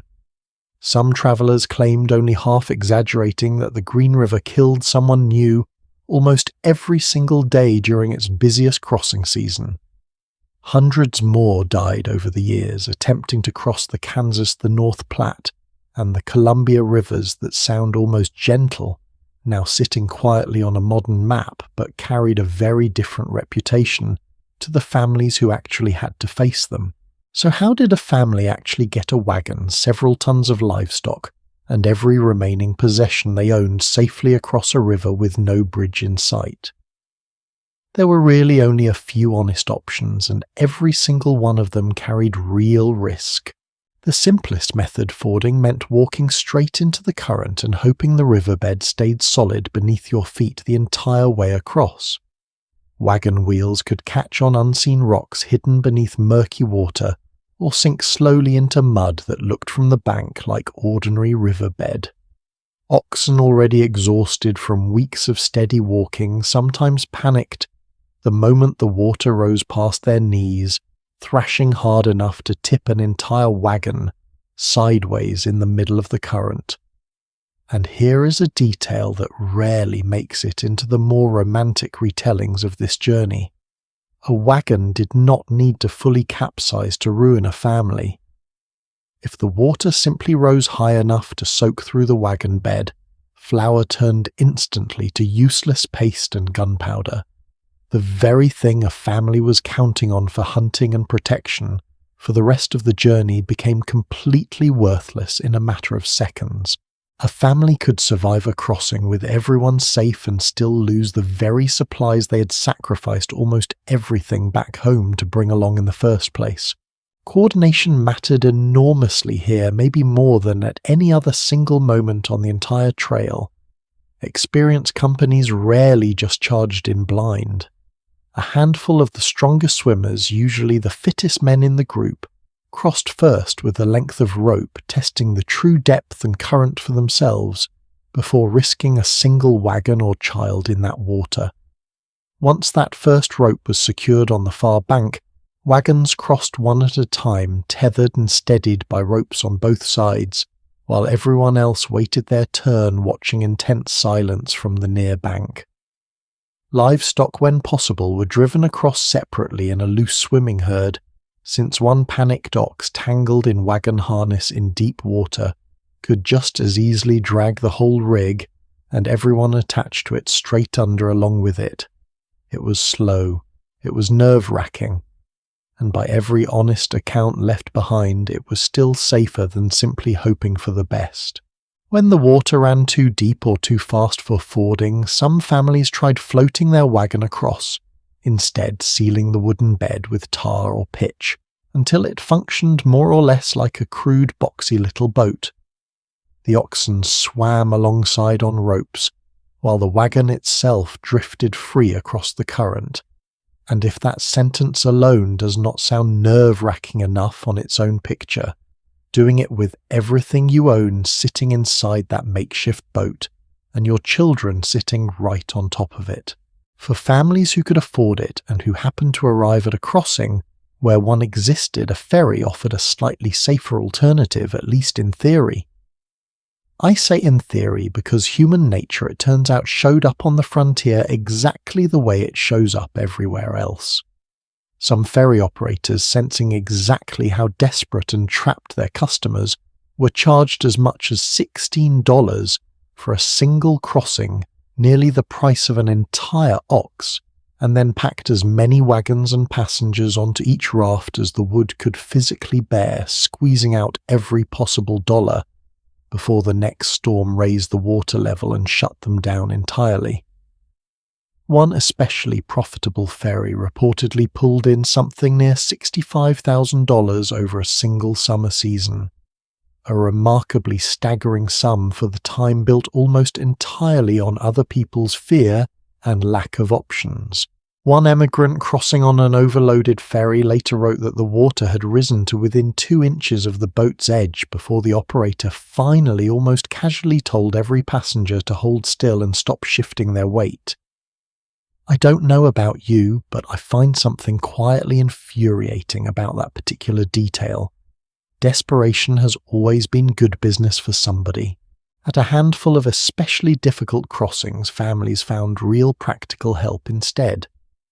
Along the Snake River, Shoshone guides, who knew that particular stretch of water intimately, offered their skill for hire walking wagons and livestock across routes that outsiders would never have found safely on their own reading currents and hidden sandbars the way a lifelong resident reads a familiar street.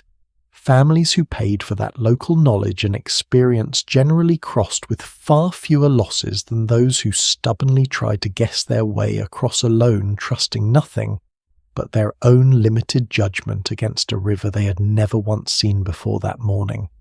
It is a small detail easy to skip past in a longer story, but it says something honest about this entire journey, and it is a thread worth pulling on further a little later in this story. Survival out here rarely rewarded pure grit by itself. More often, it rewarded people humble enough to trust knowledge they did not personally have. Not every disaster at a river crossing came down to bad luck or a hidden sandbar either. Some came down to a very human kind of mistake, the sort we would all still recognize today. In June of 1853, one emigrant, having had a bit too much to drink, misjudged a creek swollen high by recent rain and drove his wagon straight into the current anyway. He was never seen again. It is a small, almost throwaway line in the old records, easy to skim past, but I keep coming back to it. Of everything that could kill a person out here, disease with no cure accidents, nobody could have predicted this particular death came down to one avoidable decision on one ordinary afternoon. It is in its own quiet way one of the more human stories from this whole journey, a reminder that not every tragedy out here required bad fortune. Sometimes it only required one bad choice at exactly the wrong moment. Here's a question worth turning over honestly for a second. If you truly could not swim, and most Easterners of this era truly could not, would you still wade into a river that 3 separate travellers in your company all swore with total confidence was barely waist deep? Trust out here was not really a small sentimental idea. It was frequently the entire difference between reaching the other side and not reaching it at all. There is something particular about drowning as a way to lose someone on this journey, something that sets it apart from almost every other danger we've talked about so far. disease crept in slowly, giving families at least a few private hours of dread before the worst arrived. A river crossing offered no such mercy. It happened in full daylight in front of everyone in a matter of seconds, and there was rarely anything a husband, a mother, or a child standing on the bank could actually do about it once the current had already made its decision. I think that particular kind of helplessness watching a tragedy unfold in real time with your own two eyes, without a single tool to stop it, may be one of the harder things any family on this trail was ever asked to carry forward with them. Rivers claimed more than just the families actively trying to cross them too. During rest stops, children drawn to the sound and shimmer of moving water sometimes wandered near enough to slip in during one unguarded moment swept downstream before a parent even realized they were gone. More than one diary entry from this era mentions exactly this kind of sudden quiet tragedy. A child playing at the water's edge one moment and simply gone the next, the whole camp searching a riverbank at dusk for a small shoe or a scrap of clothing caught on a branch downstream. It is a particular kind of fear that likely never fully left a mother's mind out here, long after any specific crossing had already been safely completed. The river did not need a family to be actively fighting it to take something precious from them. Sometimes it only needed everyone to look away for a moment, and yet remarkably most families did cross successfully river after river all the way to Oregon. Fear alone rarely stopped anyone out here, mostly because turning back was never really a genuine option. Once a family had already sold the farm, buried a season's savings into a wagon, and walked several hundred miles from anything resembling home. So they crossed anyway, one nervous river at a time, trusting oxen rope strangers, and occasionally nothing more than sheer stubborn hope. There is something almost funny in a dark sort of way about how far we have drifted from that reality. Plenty of people today happily pay good money for the controlled life-jacketed thrill of whitewater rafting chasing on purpose, the exact sensation these families were desperately trying to survive. No rafting brochure has ever advertised the honest version of this experience. No ferry fee, no rope, no guide who actually knows the river, just you, your entire family, and a current that owes you nothing whatsoever in return. Not every story at a river crossing ends in loss either, and that part deserves just as much attention. Plenty of diaries describe a wagon tipping supplies, scattering downstream oxen thrashing in a panic, and every single person still crawling out onto the far bank soaked, shaken, and completely intact. Families picked up whatever they could salvage, dried out what could still be saved, and kept walking west that very same afternoon, because there was rarely any other option available to them. That particular kind of resilience, standing back up, dripping wet within the hour and simply continuing, deserves just as much respect as the tragedies do. Survival on this trail was rarely about avoiding every danger completely. More often it was about getting back up and continuing anyway. Once your wagon finally rolls up onto dry ground on the far bank, soaked, rattled, but still moving forward, there is rarely much time to sit and feel relieved about it. Wet wood swells and warps in ways dry wood never does. Joints loosen, iron rims shift slightly against wheels that were never quite designed to spend an entire afternoon fully submerged. Nobody inspects any of that carefully in the moment, not with daylight already slipping away and miles still left to cover before evening camp. Because the very same wagon that just survived a river crossing, the very same wheels, axles, and harnesses that held together through all that current and mud are about to become a danger all their own in ways that have nothing to do with water at all. Wood, it turns out, has a memory of its own, and rivers are never especially kind to it. Every time a wagon rolled down into a crossing and soaked through the timber, swelled tight against its iron fittings. Then, hour after hour under a relentless sun, that same wood dried out again, and shrank sometimes just enough to loosen a wheel rim that had been perfectly snug the day before. Experienced travellers actually built a small nightly ritual around this exact problem, walking their wagon wheels down to the nearest creek before bed, and soaking them again on purpose simply to keep the wood swollen and the iron rims from working themselves loose overnight. It sounds like a strange little chore to build an entire evening around, and yet skipping it more than once cost a family a wheel snapping clean off somewhere in the middle of nowhere days from the nearest blacksmith. Even careful maintenance could not prevent every mechanical failure out here. An axle cracked quietly by the endless pounding of ruts and buried rocks might finally give way in the middle of nowhere, stranding an entire wagon exactly where it broke. There was no wire to send ahead for help, no spare part waiting at the next town over. Families carried simple blacksmithing tools for exactly this reason, and men who had never once worked metal back home found themselves learning out of pure necessity how to heat shape and fit a replacement part well enough to limp the wagon another few hundred miles. Some companies simply could not manage the repair alone, and had to wait sometimes for days hoping another passing train might carry a spare axle, or at least a blacksmith willing to lend a hand for an hour. It is worth remembering every time we talk about how far these families walked, that the wagon carrying an entire family's livelihood was itself a fragile, temperamental machine held together by wood iron grease and a healthy amount of stubborn improvisation. A broken wheel was inconvenient. What happened around those wheels while they were still spinning could be something else entirely. Children on this journey spent an enormous amount of time near wagons that were by design heavy, slow to stop and completely unforgiving of a small misstep.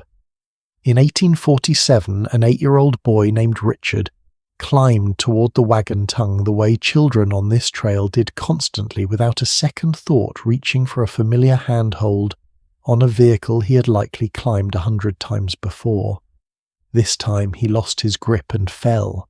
The wheels that followed did not swerve, did not slow, and did not know the difference between a rut in the road and a child. His father's travelling companion recorded the entire accident plainly in his journal that same evening, the kind of flat, stunned sentence a person writes when there are simply no better words available. It is one of the harder entries to sit with from this era, not because it is unusual, but because it was not unusual at all. Falling from a wagon and being crushed beneath its own wheels was common enough, on trails just like this one that most companies had tragically seen it happen more than once by the time they reached Oregon. Here's a question worth asking yourself honestly for a moment. Of everything you might have worried about before setting out on a journey like this, wild animal storm sickness, would a wagon wheel have even made your list? I doubt it would have made mine either, and that is precisely the point. The most dangerous object on this entire trail was very often the one every single family trusted completely, several times a day without ever really thinking about it twice. Now about the guns, because this is where the story gets honestly a little uncomfortable to tell. Families heading west packed astonishing quantities of weaponry, driven almost entirely by a fear that turned out to be wildly out of proportion to the actual danger it was meant to guard against. One company recorded in a single year's diary carried among just 72 wagons, 260 rifles and pistols, a full ton of raw metal for casting bullets, and roughly half a ton of gunpowder. That is not a company preparing to defend a farmhouse. That is a company prepared on paper at least to fight a small war. Newspaper stories, second-hand rumours, and the occasional highly publicised tragedy back east had convinced an entire generation heading west that violent confrontation waited around every bend of the trail, and fear, as it usually does, made people reach for more weapons rather than fewer, regardless of whether anyone in the wagon actually knew how to use one safely. And yet, as we've already touched on the violent confrontations these families feared, Most turned out to be remarkably rare across the entire history of this migration. The guns themselves, on the other hand, caused a steady, entirely preventable trickle of tragedy from Missouri all the way to Oregon. Most of the people carrying these weapons had little to no real experience handling them. Farmers, clerks, and shopkeepers who had never fired anything more dangerous than a shotgun at a rabbit suddenly found themselves managing a fully loaded rifle every single day, often while exhausted, distracted, or simply careless in a way any of us might be after weeks on the road. One of the very first firearm deaths recorded on this trail belonged to a man whose own name almost feels like the universe playing a cruel joke on him. His last name was Shotwell. He reached for his rifle by the muzzle instead of the stock the gun discharged, and he died from his own careless grip on his own weapon. I want to be gentle here because this was a real person with a real family who grieved him, and there is nothing remotely funny about a life ending that way. And yet I think there is something worth sitting with in the sheer painful irony of it too, a detail so strange it almost feels like something a novelist would reject as too obvious. Sometimes the truest stories are also the hardest ones to quite believe. Hunting, meanwhile, was not some optional pastime out here. It was a genuine necessity, one of the few reliable ways to add fresh meat to a diet that otherwise ran thin and repetitive fast.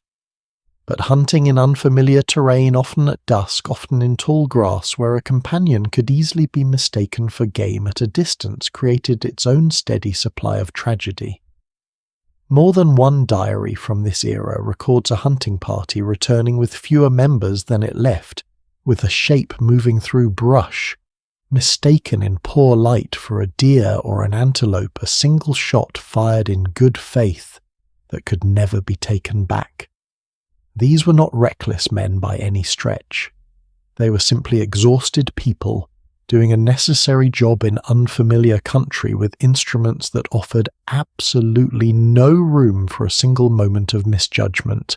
Accidental shootings like his were not rare exceptions out here either. Guns discharged while being loaded, unloaded, cleaned, or simply handed carelessly from one wagon to another. Men shot themselves reaching for a rifle at an odd angle. Others accidentally shot a companion standing nearby during what should have been routine target practice or worse, killed one of their own draft animals with a stray round, which in its own way could be a death sentence for the entire family relying on that animal to survive the rest of the journey. Murder, interestingly enough, was actually rare on this trail.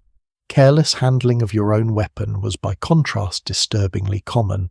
I think about that contrast quite a bit honestly. These families spent real money, real wagon space, and real physical weight-hauling weapons meant to protect them from a threat that mostly existed in stories and fearful imagination. Meanwhile, the actual danger sat quietly in their own hands, the entire time waiting for one tired, distracted moment to prove itself.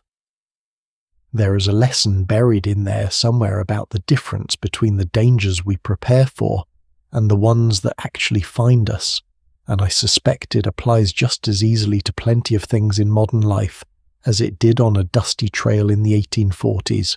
Livestock brought their own steady stream of chaos into daily life, too separate entirely from anything involving a gun or a wagon wheel.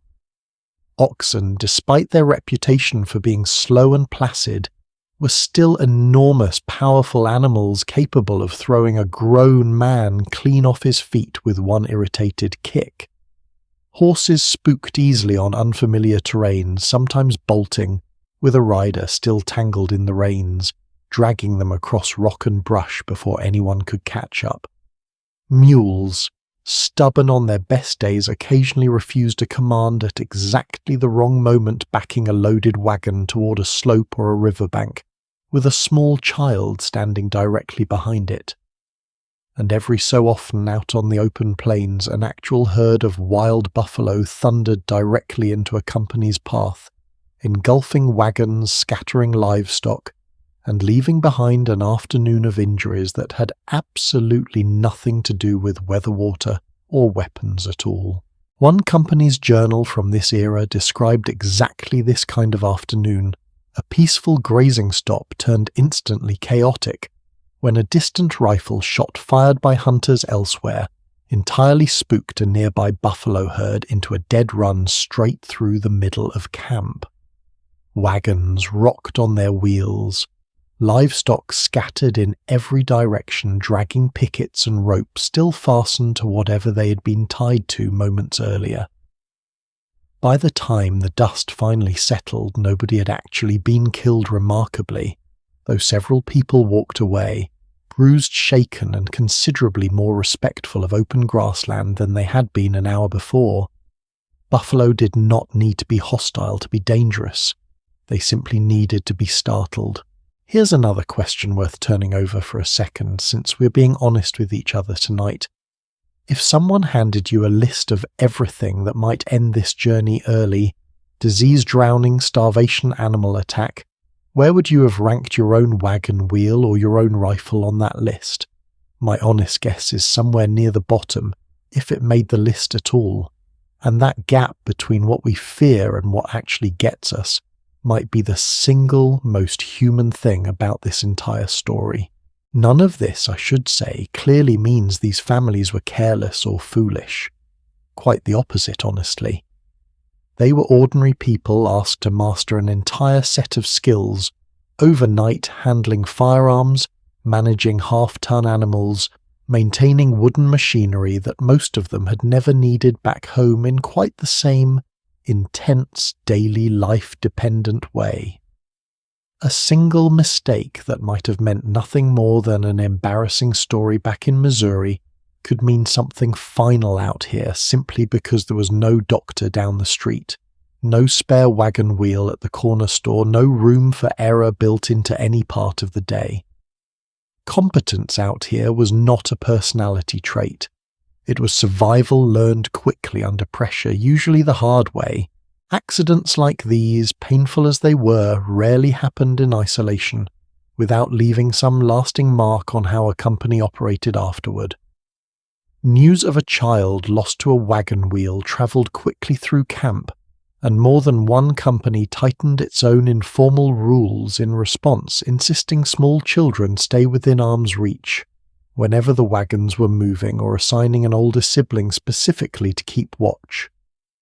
Firearms too slowly earned a more careful reputation as the trail wore on, with more experienced travellers taking it upon themselves to teach greener companions the basics: how to carry a loaded rifle safely, how to hand one to another person without a single ounce of casual carelessness. None of this made the danger disappear completely, but it meant that every family setting out a little later in the season quietly benefited from lessons written in someone else's grief a few weeks or years earlier.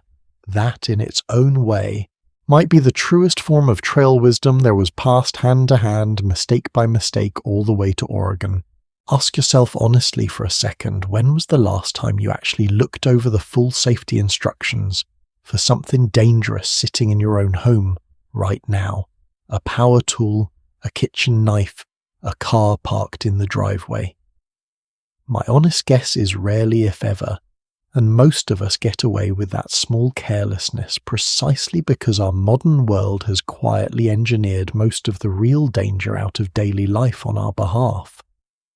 These families never had that particular luxury. Every single risk around them stayed fully real and fully present, entirely capable of ending a life on an otherwise ordinary afternoon. By the time evening came and the day's various near misses had settled into whatever they were going to become, either another lucky escape safely behind you, or something far worse, families still had each other to lean on, and that leaning mattered more than almost anything else on this journey. Danger on this trail rarely announced itself as a single dramatic villain, the way old films still love to suggest. It showed up instead as a tired hand on a rifle, a worn wheel rim, a startled ox, 100 small, ordinary moments stacked one on top of another for months at a time, any single one of which could tip a family from one kind of story into a completely different one. Surviving all of it day after day required a kind of quiet, unglamorous vigilance that never really gets its own chapter in the popular version of this journey, and I think that oversight is worth correcting even just a little tonight. Because for every danger we have talked about so far, disease rivers, wagons and guns, there was one quiet, constant force holding these fragile little communities together through all of it, and it rarely gets the credit it actually deserves. It came more often than any other single source from the women and children who somehow kept this entire fragile arrangement functioning day after impossible day, whether anyone around them thought to notice it or not. A woman who actually made this journey reflecting on it many years later, as an old woman herself, once said something that has quietly stayed with me since I first came across it. She admitted that as a girl she'd been too young to fully understand what she was watching, but looking back with the full weight of adulthood behind her, she had come to believe the mothers on this trail carried a heavier burden than anyone else walking it. The men, she said, carried real worry. The mothers carried entire families. I want to sit inside that idea for a while tonight because I think it deserves far more attention than it usually gets in the popular version of this story. Here is a detail that tends to surprise people the most. Pregnancy did not pause for this journey, and neither in most cases did the journey pause for pregnancy. Researchers who have gone back through hundreds of surviving diaries and personal recollections found dozens upon dozens of direct references to childbirth happening somewhere along this trail in wagons in tents, occasionally simply on a blanket spread out on open ground, because there was nowhere else left to lay a woman down. And out of all those documented births, only a small handful ever named an actual trained midwife present for the delivery. Almost every other time it was simply other women in the company, mothers, sisters, neighbours, near strangers a few weeks earlier, gathering around with whatever knowledge, clean cloth and steady hands they had between them. Think about that for a moment. No hospital, no doctor waiting down the hall. Just a circle of exhausted women doing their absolute best with what little they had, while a wagon train that could not afford to lose an entire day still waited more or less just outside the tent flap. Privacy of the kind we might expect today barely existed either. A birth might happen inside a wagon so cramped the mother could hardly stretch out fully canvas walls, doing little to muffle sound from the rest of camp only a few feet away.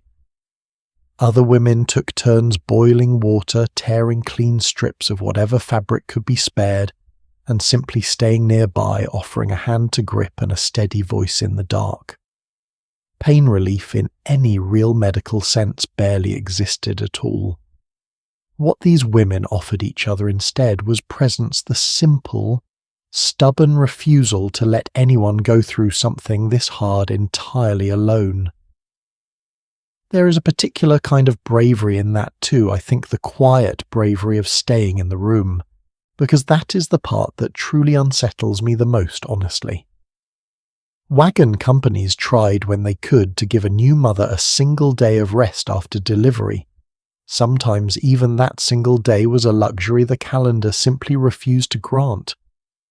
With winter mountains waiting somewhere far ahead on an unforgiving schedule, some women were back walking or at least riding along in a jostling wagon within a day or two of giving birth, their newborn wrapped tightly against a body that had not remotely finished healing. Not every one of these stories ends in hardship, though, and I think it matters that we hold on to that too. One young woman named Martha, already the mother of 2 small daughters, discovered she was pregnant again not long after her family set out for Oregon in 1850. She kept walking anyway, mile after mile through deserts, sudden storms and rough river crossings, her steps growing heavier as her pregnancy advanced, and the trail itself grew harder beneath her feet. She finally gave birth once her family reached the end of the journey, delivering a healthy daughter in a small cabin at trail's end. That daughter would go on to have children and grandchildren of her own, one of whom generations later wrote down her great-grandmother's story so it would not be lost. It is in its own quiet way one of the more hopeful threads running through this entire journey, proof that courage and simple stubborn endurance could often enough actually win. Beyond childbirth itself, women on this trail quietly became the camp's primary source of medical care for almost everything else too. Most carried whatever household remedies their own mothers and grandmothers had taught them back home: herbal teas, for fever poultices, for wounds a particular way of settling a small child's upset stomach that had nothing to do with any doctor's formal training and everything to do with generations of quiet inherited knowledge passed from woman to woman. When a child spiked a fever in the middle of the night or a husband gashed his hand on a broken axle, it was rarely a formally trained physician who tended to it first. It was a wife, a mother, or a neighbour drawing on knowledge nobody had ever bothered to write down in any official book, simply because nobody had ever thought to ask her to write it down in the first place. Not every story carried that same ending, and it would be dishonest of me to pretend otherwise tonight. Death during childbirth was a real and constant possibility, made worse by poor sanitation, physical exhaustion, and the complete absence of anything resembling modern medical care.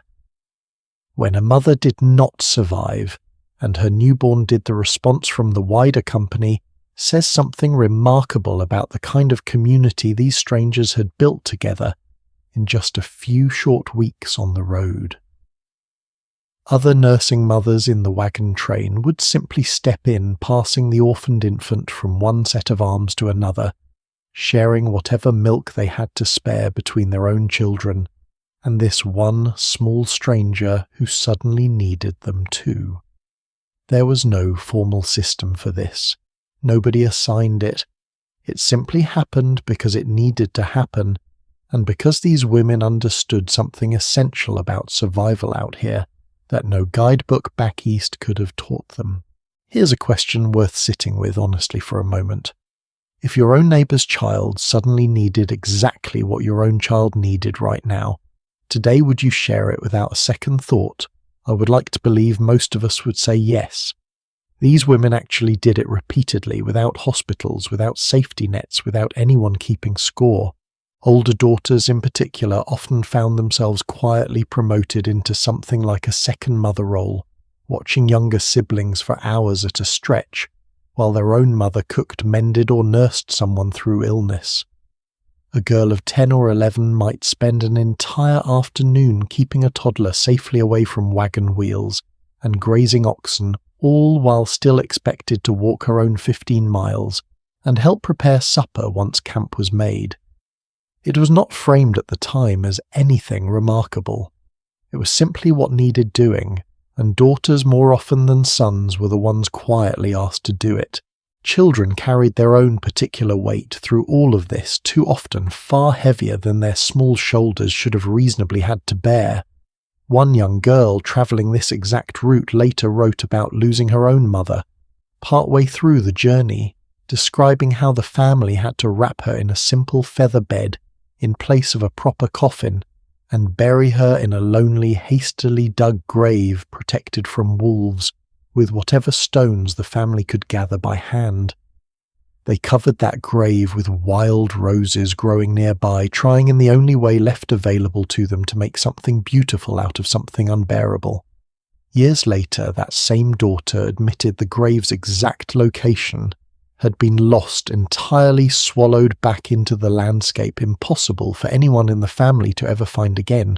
After her mother's death, this same young girl was handed real adult responsibility, almost immediately put in charge of keeping the loose livestock together for the rest of the journey, including one particular one-eyed mare with a stubborn streak-an animal that reportedly threw her more than once whenever it caught the scent of anything unfamiliar nearby. There was no gentle transition period, no time set aside for grief. A family member had died, and the work that family member used to help manage simply needed someone else to do it now, so it became hers. And yet children, being children, still found small pockets of joy inside all of this. And I think that particular resilience deserves just as much attention as the grief does. Even families walking directly through the aftermath of fresh loss describe their surviving children laughing within days, chasing each other around the wagon wheels, inventing games out of nothing more than a stick and a stretch of open grass. It was not that these children felt loss any less deeply than an adult might have. It was simply that childhood itself, stubborn and resilient in a way adulthood rarely manages to stay, kept finding its way back to the surface again and again, no matter how heavy the circumstances pressing down around it. I find something quietly reassuring in that honestly proof that joy and grief were never required to take turns out here. They simply learned to travel side by side. I think about childhood on this trail quite differently once you sit with a story like that one.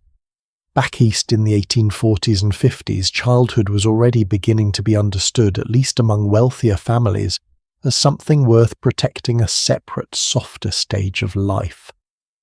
Out here, that idea mostly evaporated the moment a wagon rolled out of independence. Children walk the same miles adults walked. They worked the same long hours adults worked. And when tragedy struck, as it so often did, they were expected to absorb the loss and keep functioning sometimes within the very same afternoon. And yet threaded all through this hardship, there is something else worth noticing too. Something the popular telling of this story tends to leave out almost entirely.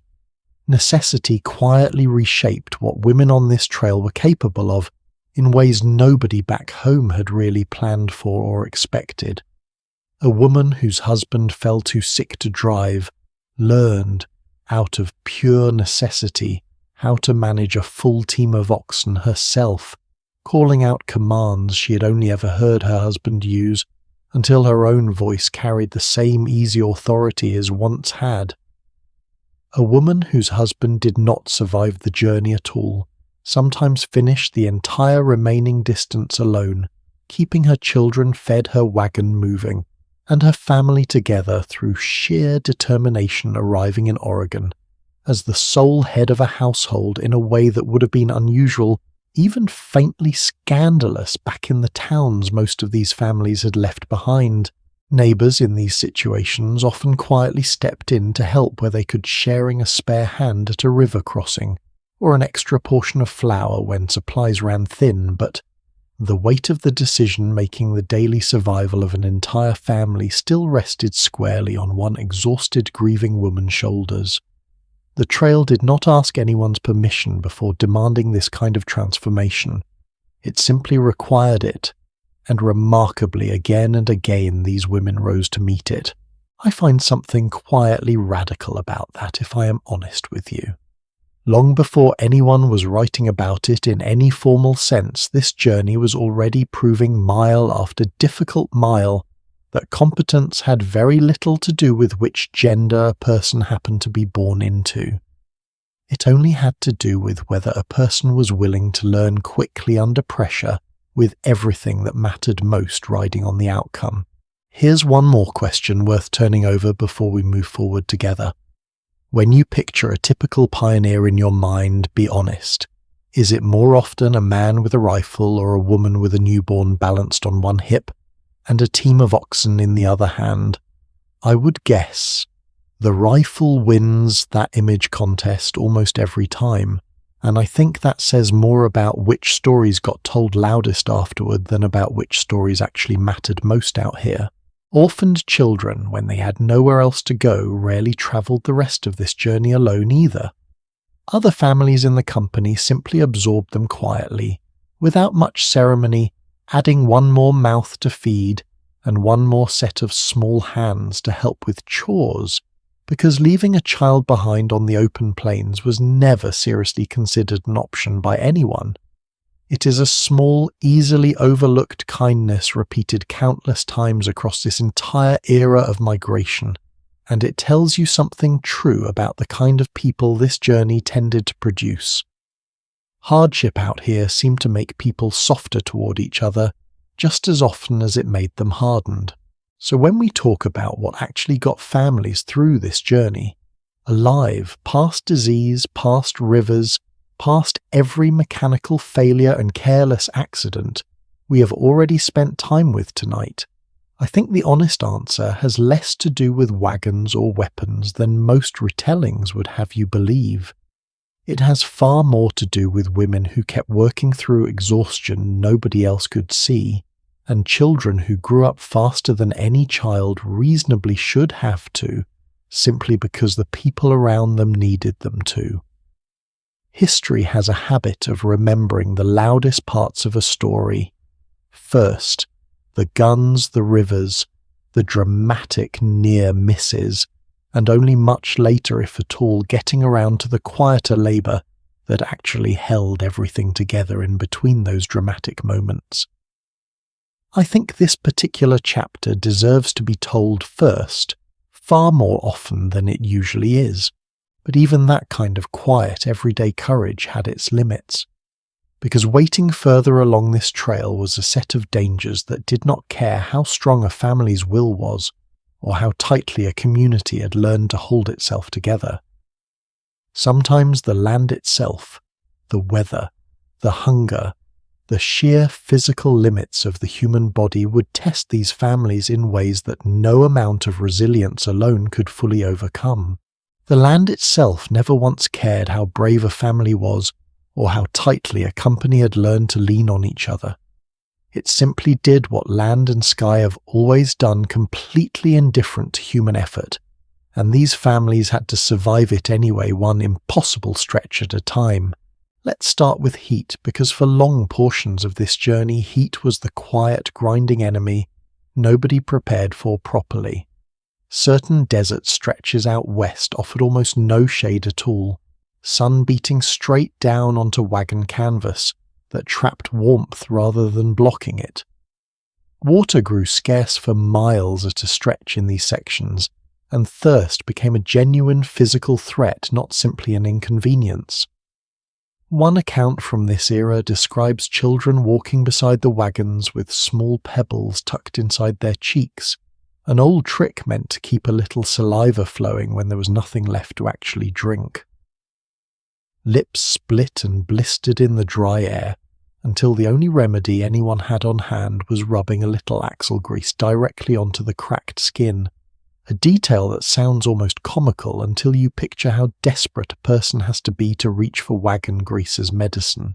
Some of the harshest desert crossings were attempted only after sunset, entire companies choosing to travel through the coolest hours of night rather than risk the full brutality of a midday sun beating down on exhausted animals and equally exhausted people.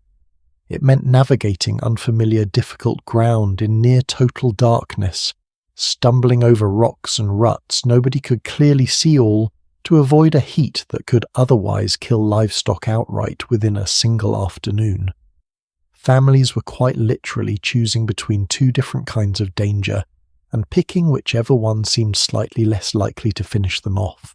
One especially notorious stretch, a waterless expanse in what is now Nevada, that emigrants grimly nicknamed the 40-mile desert, forced entire companies into exactly this kind of after-dark gamble, walking through the night to spare their animals from a heat that could otherwise kill a team of oxen outright by midday. Heat exhaustion crept up quietly on people, too. Dizziness, confusion, a heartbeat that would not settle symptoms easy enough to dismiss as ordinary tiredness, right up until someone collapsed entirely and would not easily wake back up. Modern doctors would recognize these symptoms immediately and know exactly how to treat them. Nobody walking this desert in the 1840s had that particular advantage. Temperature out here rarely stayed predictable, even within a single day.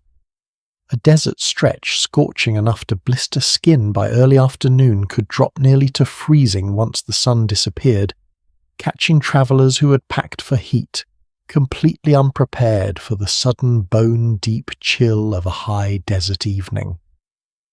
As the season wore on, and companies pushed later into autumn than anyone had originally planned that nightly cold, crept earlier and earlier, a quiet warning sign that winter mountains further ahead were not going to wait patiently for anyone running behind schedule. Here's a question worth sitting with honestly for a moment. If you had to choose, would you rather cross an unfamiliar stretch of wilderness at night, blind and stumbling, or in blazing daylight exposed and slowly cooking under a merciless sun? Neither answer is really a good one, and that particular impossible choice tells you almost everything you need to know about what these families were actually up against. And then, without much warning at all, the sky could turn on a company entirely. Plains thunderstorms in this era earned a reputation among seasoned travellers as some of the most violent weather they had ever personally witnessed, worse, according to more than one account, than anything they had faced back home in the east. Hailstones the size of apples fell hard enough to bruise skin and terrify livestock into a full panic. Lightning split the sky near enough to feel the heat of it, striking cattle dead where they stood, and on at least one documented occasion in Nebraska striking a traveller directly. A man named Hurd crossing the Elkhorn River in 1851 was killed instantly by a single bolt out of a sky that had likely looked calm only minutes earlier. Half a dozen or so emigrants met a similar fate across the full span of this migration, struck down by something that offered absolutely no warning, no negotiation, and no second chance whatsoever. Survivors of these storms wrote about them decades later, with a clarity that never seemed to fade the way genuine fear tends to burn a memory permanently into a person's mind. One traveller compared the constant flashes of lightning to something bright enough to study fine print by an odd, almost domestic way to describe something so violent, and yet it captures exactly how disorienting and endless a storm like that could feel from inside a small rocking wagon with nowhere else in the world to go.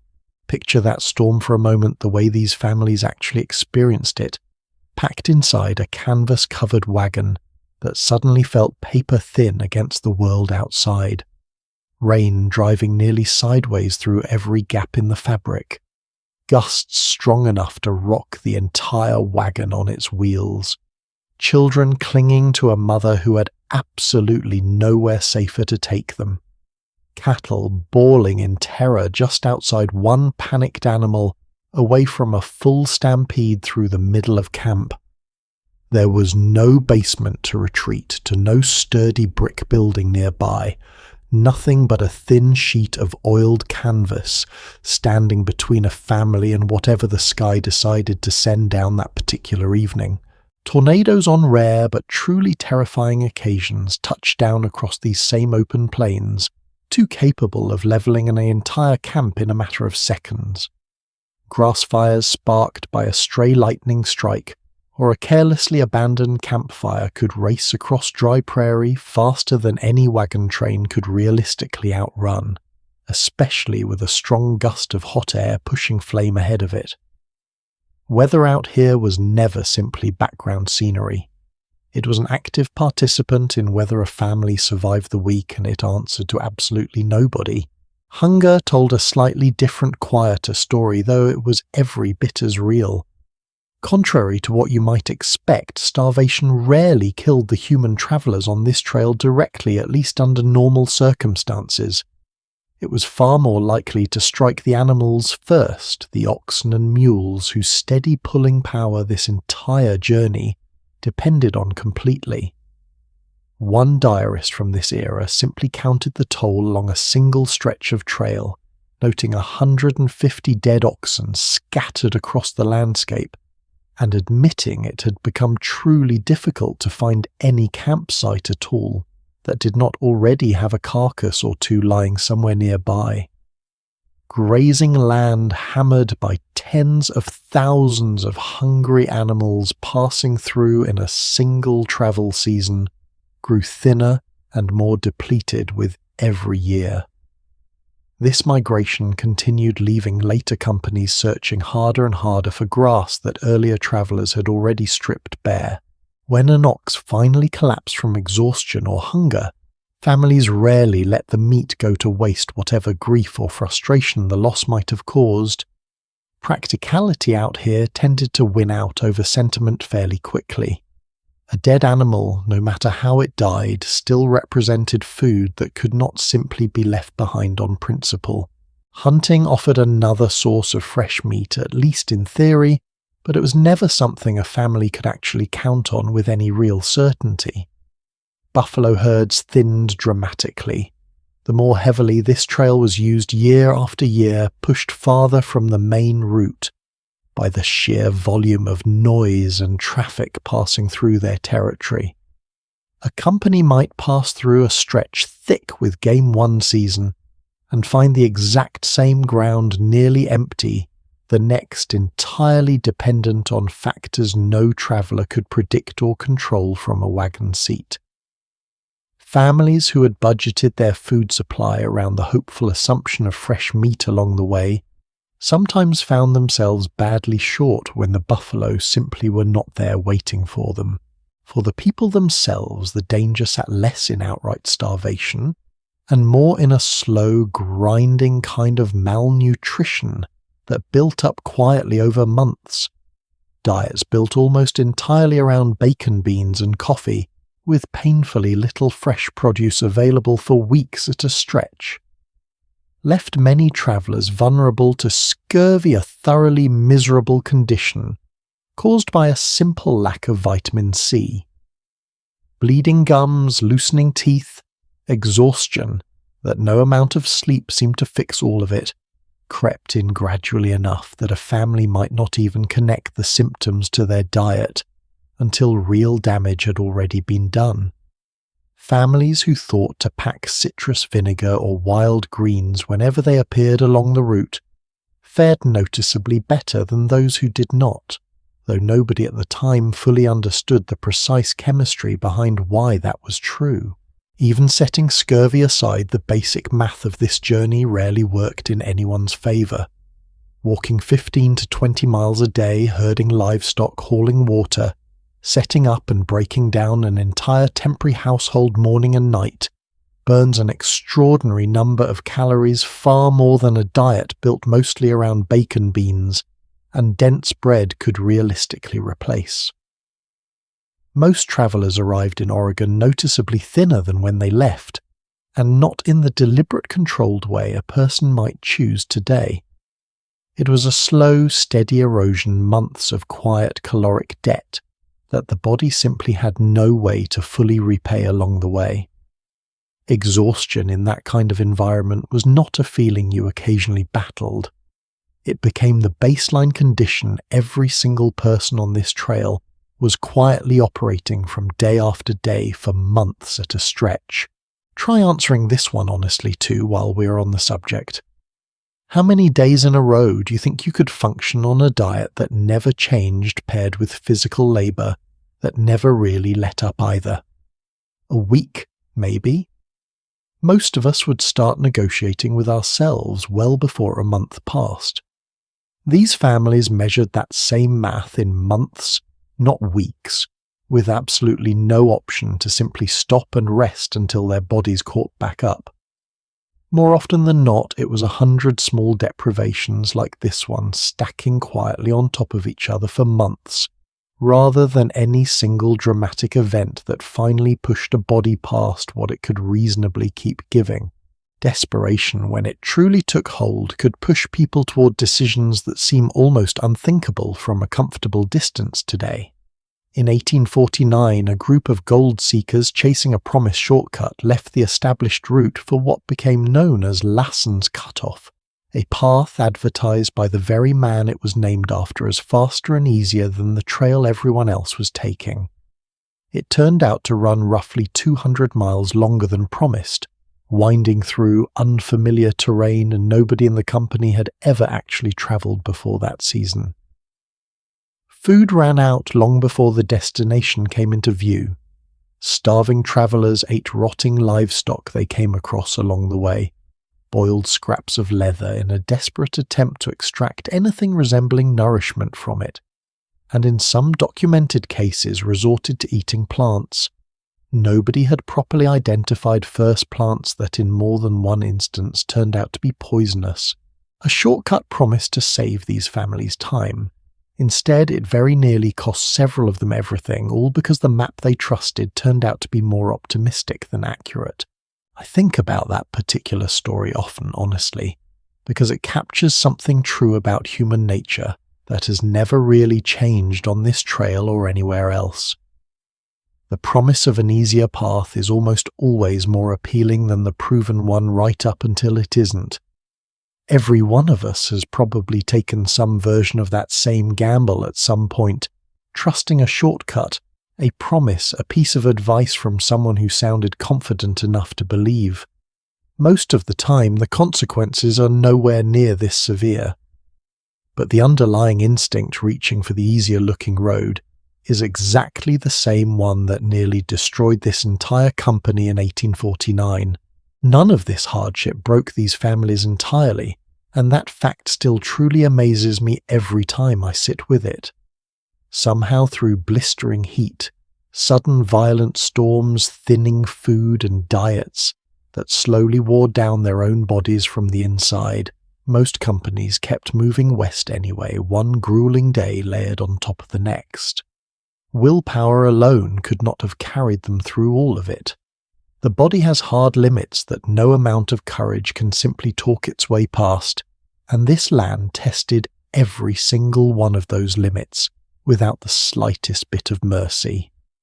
What actually got most families through it, I think, was something quieter than pure grit, a willingness to adapt constantly to travel at night, when the day turned lethal, to eat what the situation demanded rather than what anyone actually wanted to keep, adjusting the plan again and again rather than stubbornly clinging to the one they had started with. And yet throughout all of this there were people already dwelling across this exact landscape who understood its moods, its dangers and its hidden gifts far better than any exhausted traveller passing through ever could. People who knew exactly where water actually ran during a dry season, which plants could feed a family, and which ones would kill it, and how to interpret a sky the way these newcomers were only just beginning to learn the hard way, one brutal storm at a time. It is long past time we talked honestly about who these people actually were, and how differently this entire journey might have gone without them. It is long past time we talked honestly about the people who actually knew this land, because the version of this story most of us grew up watching on screen got nearly everything about them wrong. Picture the scene old westerns love to replay. Wagons circled tight against the dark rifles bristling outward, war cries echoing across the plains as mounted warriors bear down from every direction, the gap between wagons and riders shrinking by the second. It is a thrilling image. It is also according to the actual diaries, letters and records left behind by the people who lived this journey almost entirely fiction. Across the full 20-year span of heaviest migration along this trail, documented deaths from conflict with native nations numbered somewhere in the neighbourhood of 350 to 400 emigrants. Compare that to the tens of thousands lost to disease, drowning, and simple accident numbers we've already spent real time with tonight, and a very different picture starts to come into focus. You were dramatically more likely to be killed by your own rifle or your own wagon wheel than by anyone you met along this route. So where did all that fear, all those popular stories about savage ambushes actually come from, if the real danger was this small? Honestly, fear has never needed much factual support to spread. A handful of highly publicised, deeply tragic incidents, amplified by newspapers back east that had never seen this land firsthand, calcified into a general assumption that violence waited around every bend. Meanwhile, the far more common, far less dramatic reality, thousands of quiet, mutually beneficial exchanges happening at river crossings and trading posts all along the route, simply never made it into the stories people told each other around a fire back home. Here is what those exchanges actually tended to look like. Families whose shoes had worn through months earlier traded worn clothing tools or tobacco for moccasins, built specifically for this terrain footwear that held up far better than anything manufactured back east. Fresh salmon, corn and vegetables changed hands for goods. A family could spare, adding real variety to a diet that had otherwise gone stale weeks earlier. Before ferries or bridges existed at some of the most dangerous river crossings on this entire route, it was often native nations settled nearby who built and operated simple canoe ferries, guiding wagons and livestock safely across water that had already proven fatal elsewhere on the trail. This was not charity. It was skilled, valuable labour offered in exchange for fair goods by people who understood these rivers infinitely better than any exhausted traveller passing through for the first and only time in their life. It is worth naming names here too, because lumping every nation along this trail into one single faceless category is its own quiet kind of disrespect. Pawnee communities along the lower stretches of the Platte traded corn and dried meat with early companies passing through their territory. Farther west, Lakota and other plains nations controlled vast stretches of prime buffalo country, and their willingness to let wagon trains pass through, largely unmolested despite watching those same wagons steadily damage the very land and herds their own survival depended on, deserves far more credit than history usually extends them. Shoshone guides, as we already touched on, proved essential at some of the trickiest river crossings in the entire journey. Farther along, still Nez Perce Cayuse and other nations of the Columbia Plateau region controlled the final difficult stretch before Oregon's greener valleys finally came into view. Each of these nations had their own language, their own governance and their own distinct relationship to this land, even though popular memory has spent nearly 2 centuries flattening all of them into one single, interchangeable backdrop. Here's a question worth sitting with honestly for a moment. If a stranger showed up at your door clearly out of their depth, needing food direction and safe passage through territory you had known your entire life, what would you actually do? Plenty of native nations along this trail chose generosity again and again toward people whose growing numbers were in ways many of them could already see, clearly beginning to threaten everything about their own way of life. Even children found their own small, unguarded ways across this divide. One young boy travelling with his family in the early years of this migration later remembered trading simple metal trinkets and nails with native children.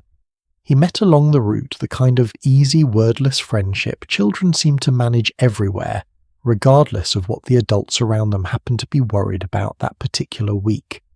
It is a small detail easy to overlook, but I think it says something true and rather lovely about how much simpler these encounters often were at ground level than the fearful, dramatic version passed down through popular memory. Fear, it turns out, is usually something adults teach. Children left to their own devices along a riverbank with a pocket full of nails to trade tend to figure out friendship first, and worry about everything else considerably later, if at all. None of this means the relationship between these two worlds was simple, comfortable, or free of real harm, and I would be doing this story a disservice tonight if I let you walk away believing otherwise. Violence did happen on both sides, and pretending it never occurred would be its own kind of dishonesty. In the autumn of 1847, a missionary doctor named Marcus Whitman and his wife Narcissa were killed at their mission near present-day Walla Walla, along with a dozen or so others by a small group of Cayuse men. Hollywood, when it bothers to mention this event at all, tends to frame it as a simple, senseless attack. The actual history is far sadder and far more complicated than that. Earlier that same year, a measles epidemic swept through the region, carried in by the very wagon trains this trail had made possible. Among the white settlers who caught it, most survived. Among the Cayuse, roughly half of the entire population died within a matter of weeks, a catastrophic community-shattering loss that had nothing to do with anyone's intent and everything to do with the total absence of immunity to a disease their bodies had never once encountered before. When the local doctor treating both groups could not stop Cayuse patients from dying, at a rate so much higher than his own settler patients' suspicion grew that he was deliberately poisoning them, a belief rooted in real grief, real fear, and a genuine cultural framework in which a healer who failed too often was sometimes held directly responsible. What followed was a tragedy born out of disease, distrust, and two cultures reading the exact same catastrophe in two entirely different ways, not a simple story of villains and victims that fits neatly into a 2-hour film. There were other violent incidents scattered across the decades of this migration too, and it would be dishonest to pretend the Whitman tragedy stood entirely alone. In 1854, a family travelling through what is now Idaho was attacked, and most of its members killed in an incident that came to be remembered as the Ward Massacre.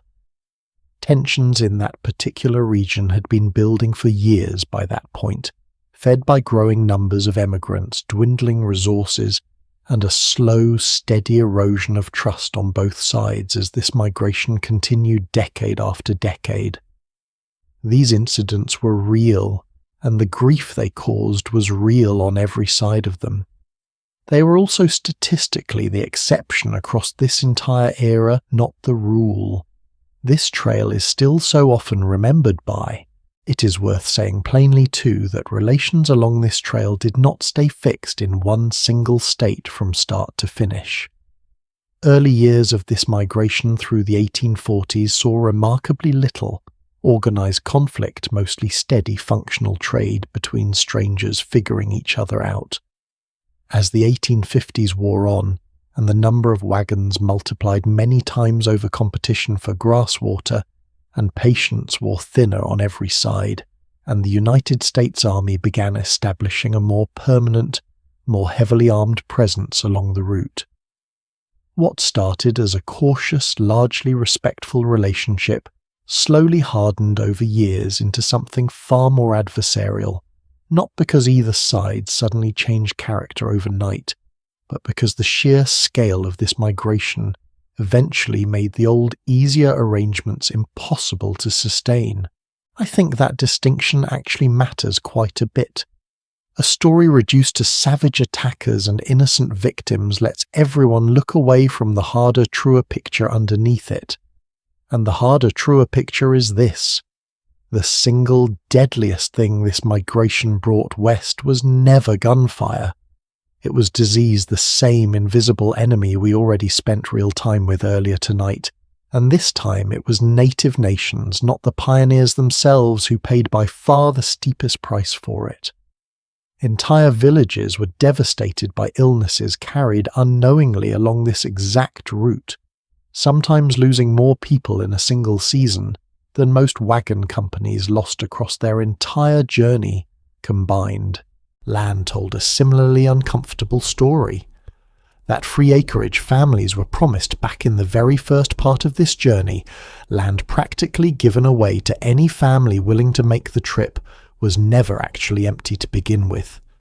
It was already home to nations who had lived across it for countless generations before the first wagon ever rolled out of independence, and their consent was never meaningfully asked for or given before that land was quietly redistributed to strangers arriving from the east. The very treaties meant to formalize this arrangement were frequently negotiated under pressure, poorly translated, or simply ignored outright. Once enough settlers had arrived to make enforcement politically inconvenient for the government drafting them. Buffalo herds, the primary food source for many of these same nations, thinned dramatically under the sheer pressure of migration traffic passing through. The very same depletion we already talked about affecting emigrant food supplies. That scarcity cut in every direction at once, and it cut far deeper and far more permanently for the people who had depended on this land and its herds for their entire way of life long before anyone with a wagon ever showed up asking to pass through.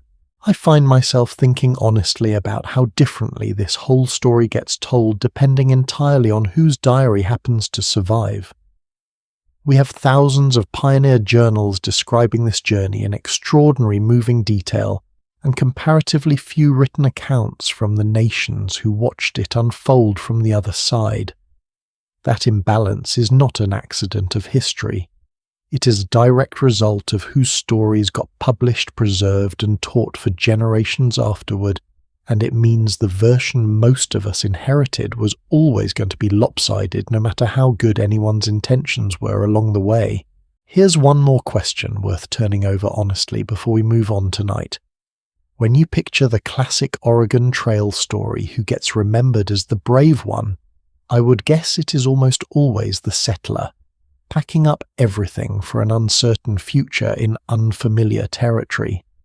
Rarely, if ever, do we extend that same word brave to the nations who watched an unstoppable wave of strangers move through their homeland year after year, and still more often than history gives them credit for, chose to offer help rather than harm to the people causing that disruption in the first place. I don't say any of this to make the pioneers into villains. Most families crossing this trail were not driven by cruelty. They were driven by hunger, hardship, and a genuine, if incomplete, belief that they were entitled to a better life somewhere else. Very few of them sat around a campfire consciously plotting harm against anyone. Most simply never had reason to question the story they had been told that this land was theirs for the taking, and that the people already standing on it were somehow incidental to the plan. Here's a question worth carrying with you for a moment before we move on tonight. How often do any of us today inherit a comfortable story about our own history without ever pausing to ask who else was standing in that same story, just outside the frame the camera happened to choose? I think that question applies to a lot more than one wagon trail. But an honest telling of this journey has to make room for the people who already called that somewhere else home. People with their own names, their own nations, their own long rich histories that stretch back centuries before any of this migration began. They were never simply obstacles standing between a family and their new life in Oregon, no matter how many old films tried to tell it that way. They were the actual experts on this land, generous with that expertise, far more often than fear allowed most travellers to notice, and they carried losses from this migration in disease inland in a way of life fundamentally altered that most wagon train diaries never once thought to mention. So when we talk about who truly understood how to survive out here, the honest answer was rarely the newcomer clutching a rifle they barely knew how to use. It was the people who had already been surviving and thriving on this exact land for longer than anyone in a covered wagon could reasonably imagine. And in the story still waiting ahead of us tonight, that difference between trusted, hard-earned local knowledge and pure, confident guesswork is about to matter more than it ever has so far, because one particular group of travellers was about to ignore every warning handed to them, chase a shortcut nobody local had ever actually recommended, and pay for that decision in a way this trail would never quite let anyone forget.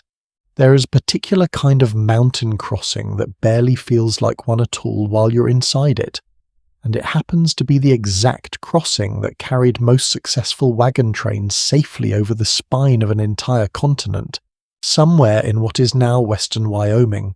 The Rocky Mountains open into a wide, gently sloping gap, nearly 20 miles across, so gradual in its rise that travellers crossing it in 1846 or 47 often had no idea in the moment that they had just crossed the continental divide, the exact line separating rivers that flow toward the Atlantic from rivers that flow toward the Pacific. This gap earned the name South Pass, first mapped for wagon use by a fur trader named Robert Stewart back in 1812, and by the time our story reaches this point in the journey, it had become the trusted, well-worn gateway through the mountains for nearly every company that made it to Oregon or California safely. There is something almost anticlimactic about it, honestly. The single hardest-looking obstacle on the entire map turns out with the right route to be one of the gentler stretches of the whole trip. Later travellers sometimes wrote almost sheepishly that they had to ask a companion afterward whether they had actually crossed the Great Divide yet, because nothing about the landscape in the moment had announced it clearly. No dramatic peak, no sudden view. Just gently rising grassland wide enough that entire wagon trains could cross it several columns abreast, rather than in a single file easing over the top of an entire continent, without most travellers even noticing the exact moment it happened. It is a strange, almost gentle contradiction sitting at the heart of this whole crossing. The single geographic feature every family had been dreading, since Missouri turned out to be one of the least dramatic days of the entire journey, provided, of course, that a family stayed on the exact route generations of trial and error had already proven safe. But timing at this exact point in the journey mattered more than almost anything else we've discussed so far tonight. Companies needed to clear South Pass by roughly the middle of summer to have any real hope of crossing the far more serious mountain ranges still waiting much farther west before winter arrived. Every week lost to a swollen river, a stubborn illness, or simple bad luck earlier in the trip quietly narrowed that window a little further, and by the time a company reached this gentle gap in Wyoming, the clock, whether anyone wanted to admit it or not, was already running. Here's a question worth sitting with for a moment before we continue. If you were already running behind schedule tired and someone offered you a route that promised to make up all that lost time in one bold move, how carefully do you honestly think you would weigh the risk against the relief of finally feeling caught up again? Exhaustion has a way of making shortcuts look a great deal more reasonable than they actually are. And this trail was about to prove exactly how dangerous that particular illusion could become.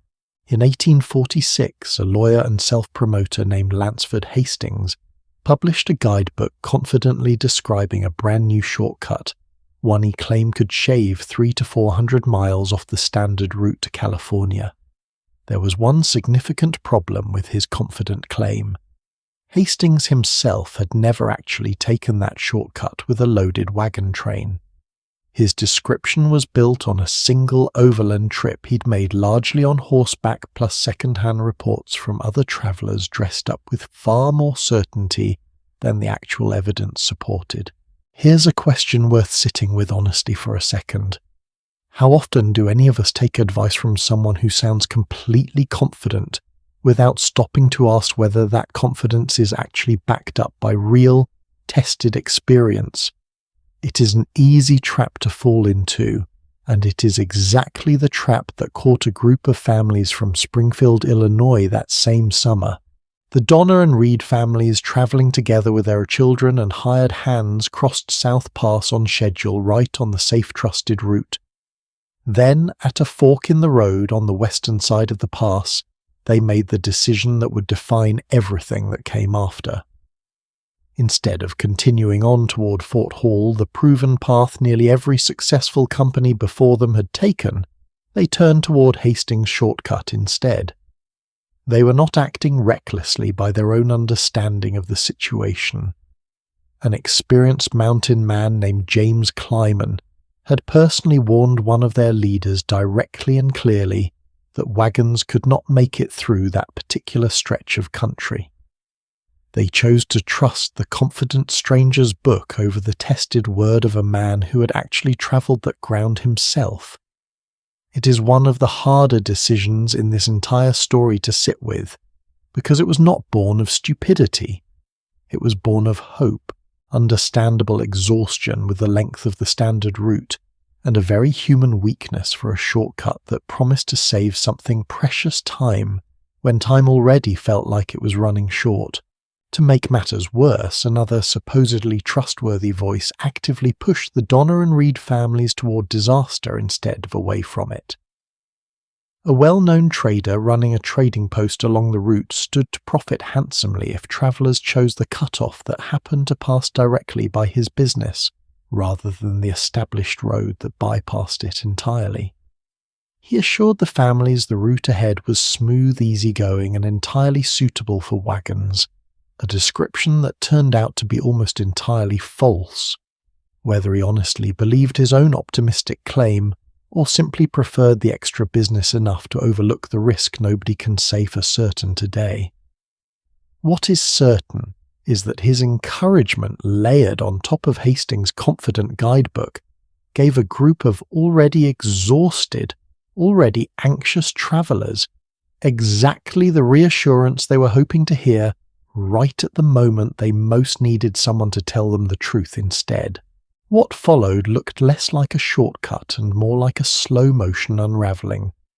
The Wasatch Mountains offered no real trail at all, forcing the party to cut their own path through dense brush and rock by hand, some days covering barely 2 miles before exhaustion ended the effort for the day.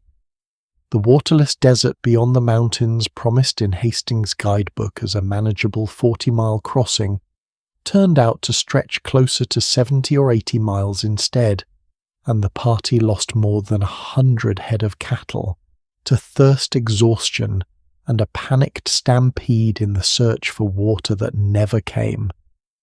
By the time this so-called shortcut finally rejoined the standard trail, the numbers told their own quiet, devastating story.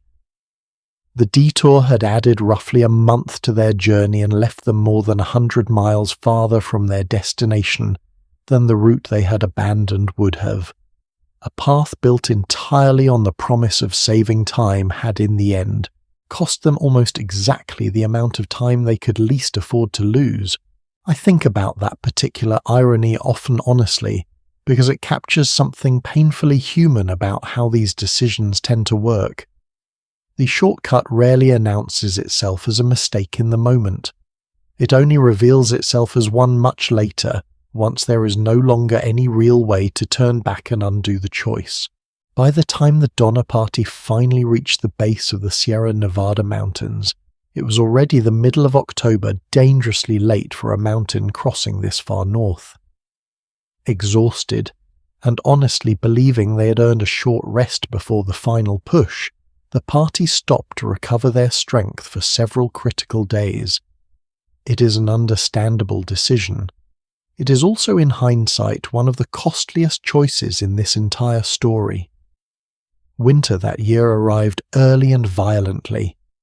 The party was caught by most accounts only a single day's travel short of clearing the final pass when a massive early snowstorm sealed the mountains shut behind and ahead of them, at once burying the surrounding peaks under snow that would eventually reach more than 20 feet deep in places.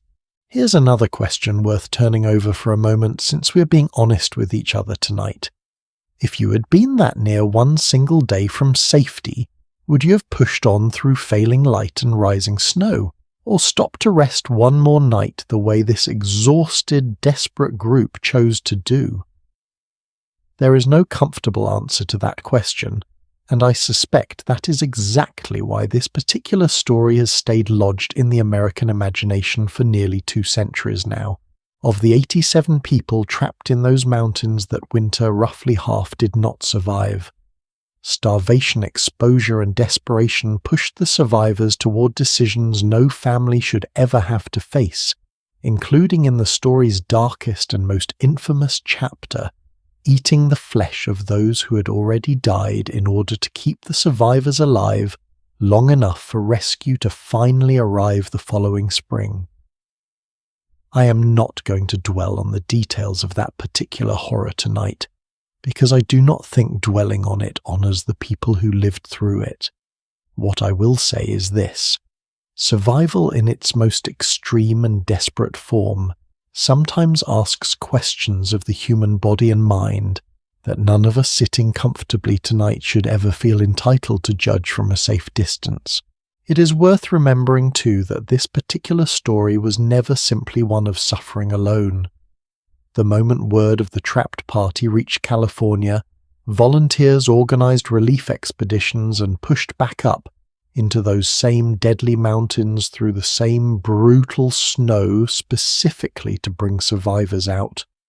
Several separate rescue parties made that dangerous climb over the following months at real risk to their own safety, carrying food and blankets to strangers they had never once met, simply because word had reached them that families were dying in the snow.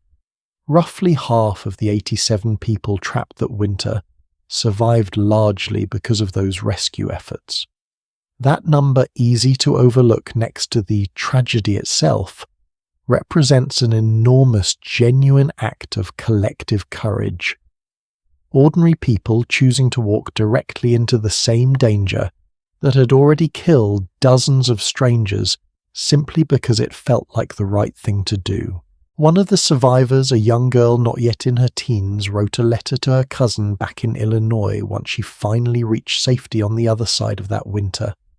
In it, she offered up what might be the single most important lesson buried anywhere in this entire journey, distilled down into one plain, unforgettable sentence.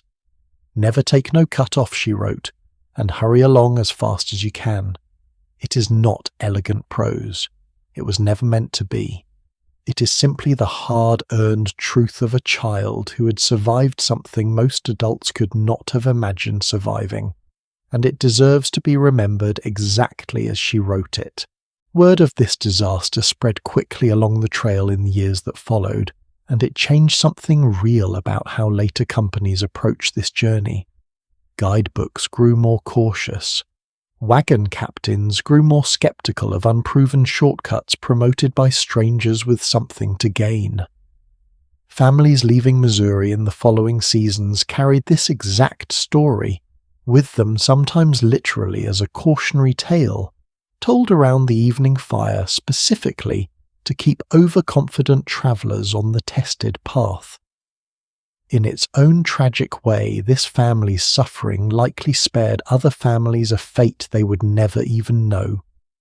They had avoided travelers who heard this story and chose when their own tempting shortcut eventually appeared somewhere down the trail to stay the proven course instead. I keep coming back to her words because I think they reach so far beyond one single mountain pass in 1846. Nearly every one of us at some point faces our own version of the Hastings Cutoff, a confident voice promising an easier, faster way around the long-proven, unglamorous path everyone else is taking. Most of the time, choosing that shortcut costs us something far smaller than it cost this particular family. But the underlying lesson holds steady regardless of the stakes involved. Tested knowledge earned the slow way by people who've actually walked the ground themselves deserves real weight in decisions that matter, even when a shinier, faster-sounding promise is standing right there beside it, offering to save you time you're afraid you do not have. Most families crossing this trail, it's worth remembering clearly, never faced anything resembling what happened in those particular mountains. They stayed on the tested route, respected the honest warnings of people who actually knew the terrain, and kept moving forward with exactly the kind of hard-earned patience this entire journey demanded of everyone who attempted it. For the overwhelming majority of these travelers, the mountains were simply one more difficult obstacle, successfully crossed, not a tragedy waiting to happen. One more line added to a long list of hardships already survived by the time the peaks finally came into view. That distinction matters, I think, more than the Donner Party's grim fame usually allows it to. This trail took people in disease, in rivers, in accidents, in storms, in hunger, and yes, in exactly one catastrophic season of mountain snow that still dominates the popular memory of this entire migration nearly 2 centuries later. But disaster was never the rule out here. It was the exception made unforgettable, precisely because it stood in such stark, terrible contrast to how most of this journey actually unfolded for most families who attempted it. And for those families, the ones who trusted the tested path respected hard-earned warnings and simply kept walking one difficult day after another, The very last stretch of this long, brutal, transformative journey was at long last finally coming into view. Even now, with the very last stretch of this journey finally coming into view, this trail had one more cruel joke waiting, and it might be the most fitting one of the entire story. Somewhere near a settlement called the Dalles, the overland route simply stopped.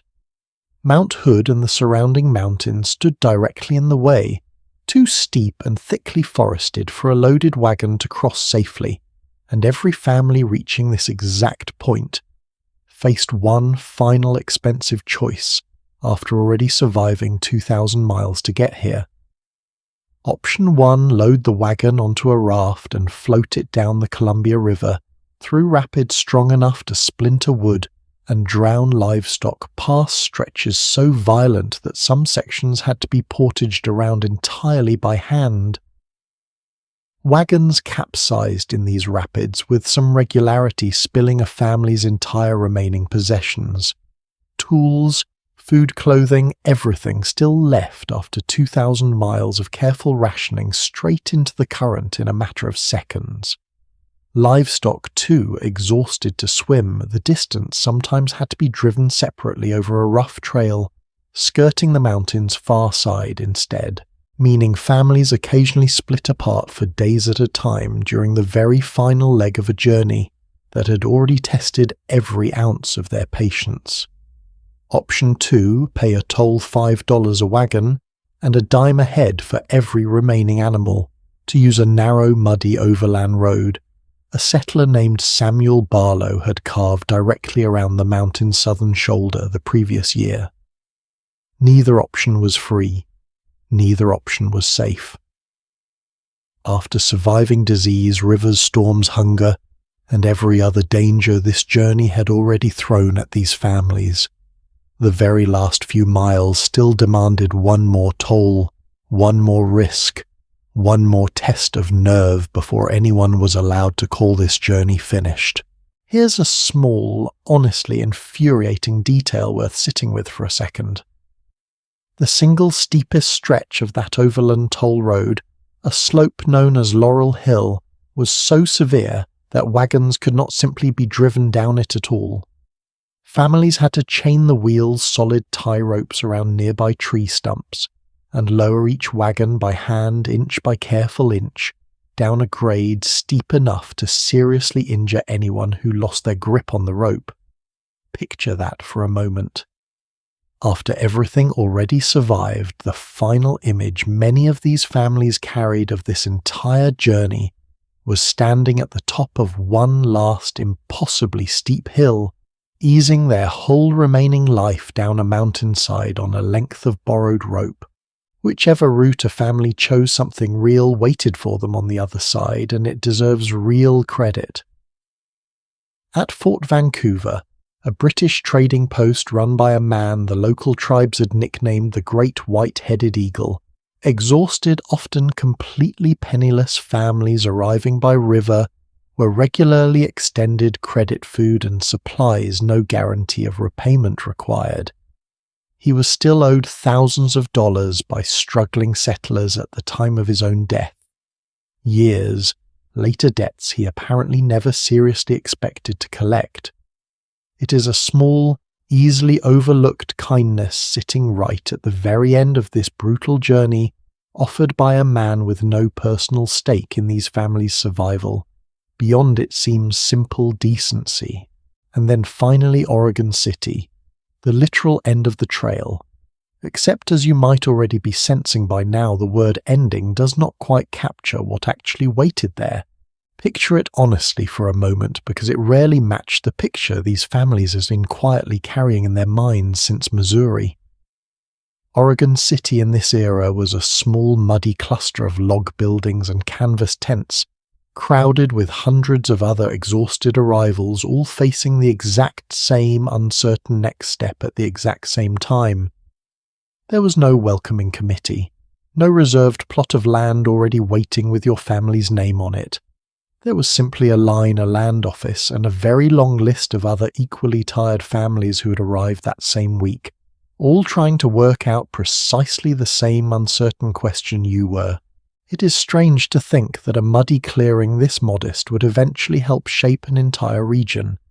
The farms these families broke into the Willamette Valley's dark soil grew into the towns that grew into the cities that fill the Pacific Northwest today. Roads modern travellers drive without a second thought still trace in places the exact ruts these wagons carved by hand. None of that would mean much to a family standing in that muddy clearing in 1847, exhausted and unsure where their own small patch of ground would even be. But it means something now looking back, and I think it is worth pausing to notice. There was no house standing ready, no crop already growing, no warm welcome beyond whatever fellow travellers happened to be camped in the same muddy clearing waiting their turn to file a legal claim on a patch of ground they had never seen before that exact week. Families who had just crossed an entire continent now faced building an actual home from scratch, clearing forest, breaking new ground, constructing shelter, all of it before winter arrived again this time with no wagon left to retreat into if the work went too slowly. Some families spent that first Oregon winter in little more than a lean-to made of split logs, and canvassed the same worn wagon cover that had sheltered them across an entire continent, now stretched over one final makeshift roof. Food remained scarce since there had been no time to plant, let alone harvest anything of their own. The first winter in Oregon broke almost as many families as the trail itself had in its own quieter, less dramatic way. Come spring, though, for most of these families, something truly worth all of it finally began to take shape. Rich, dark Willamette Valley soil, exactly as promised, back at the very start of this journey, turned out to grow crops thick enough to justify almost everything that had been sacrificed to reach it. In 1850, Congress passed a law that would end up quietly reshaping this entire story's final chapter. Any married couple who reached Oregon before a certain date could claim 640 acres of free land, and here is the detail worth sitting with for a moment tonight. The husband and wife each legally owned exactly half of that land in their own separate names. It was one of the very first laws in the entire country that allowed a married woman to hold property title in her own right independent of her husband entirely. Which meant for the first time in most of these women's experience, the courage, the labour and the sacrifice we spent real time honouring earlier tonight came with an actual legal signature attached to it, land that belonged to her on paper, not simply through her husband's generosity or good faith. There was predictably a rather practical side effect to this particular law too, and I think it deserves a small smile tonight rather than only solemn reflection. Because a married couple's claim was twice the size of a single man's, a truly remarkable number of hasty engagements suddenly appeared across Oregon territory in the months leading up to the law's deadline.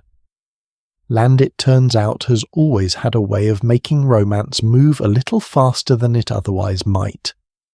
I like to imagine at least a few of those marriages worked out wonderfully. I suspect a few others were exactly as practical and exactly as awkward as they sound. So at the very end of it all, what did this journey actually cost?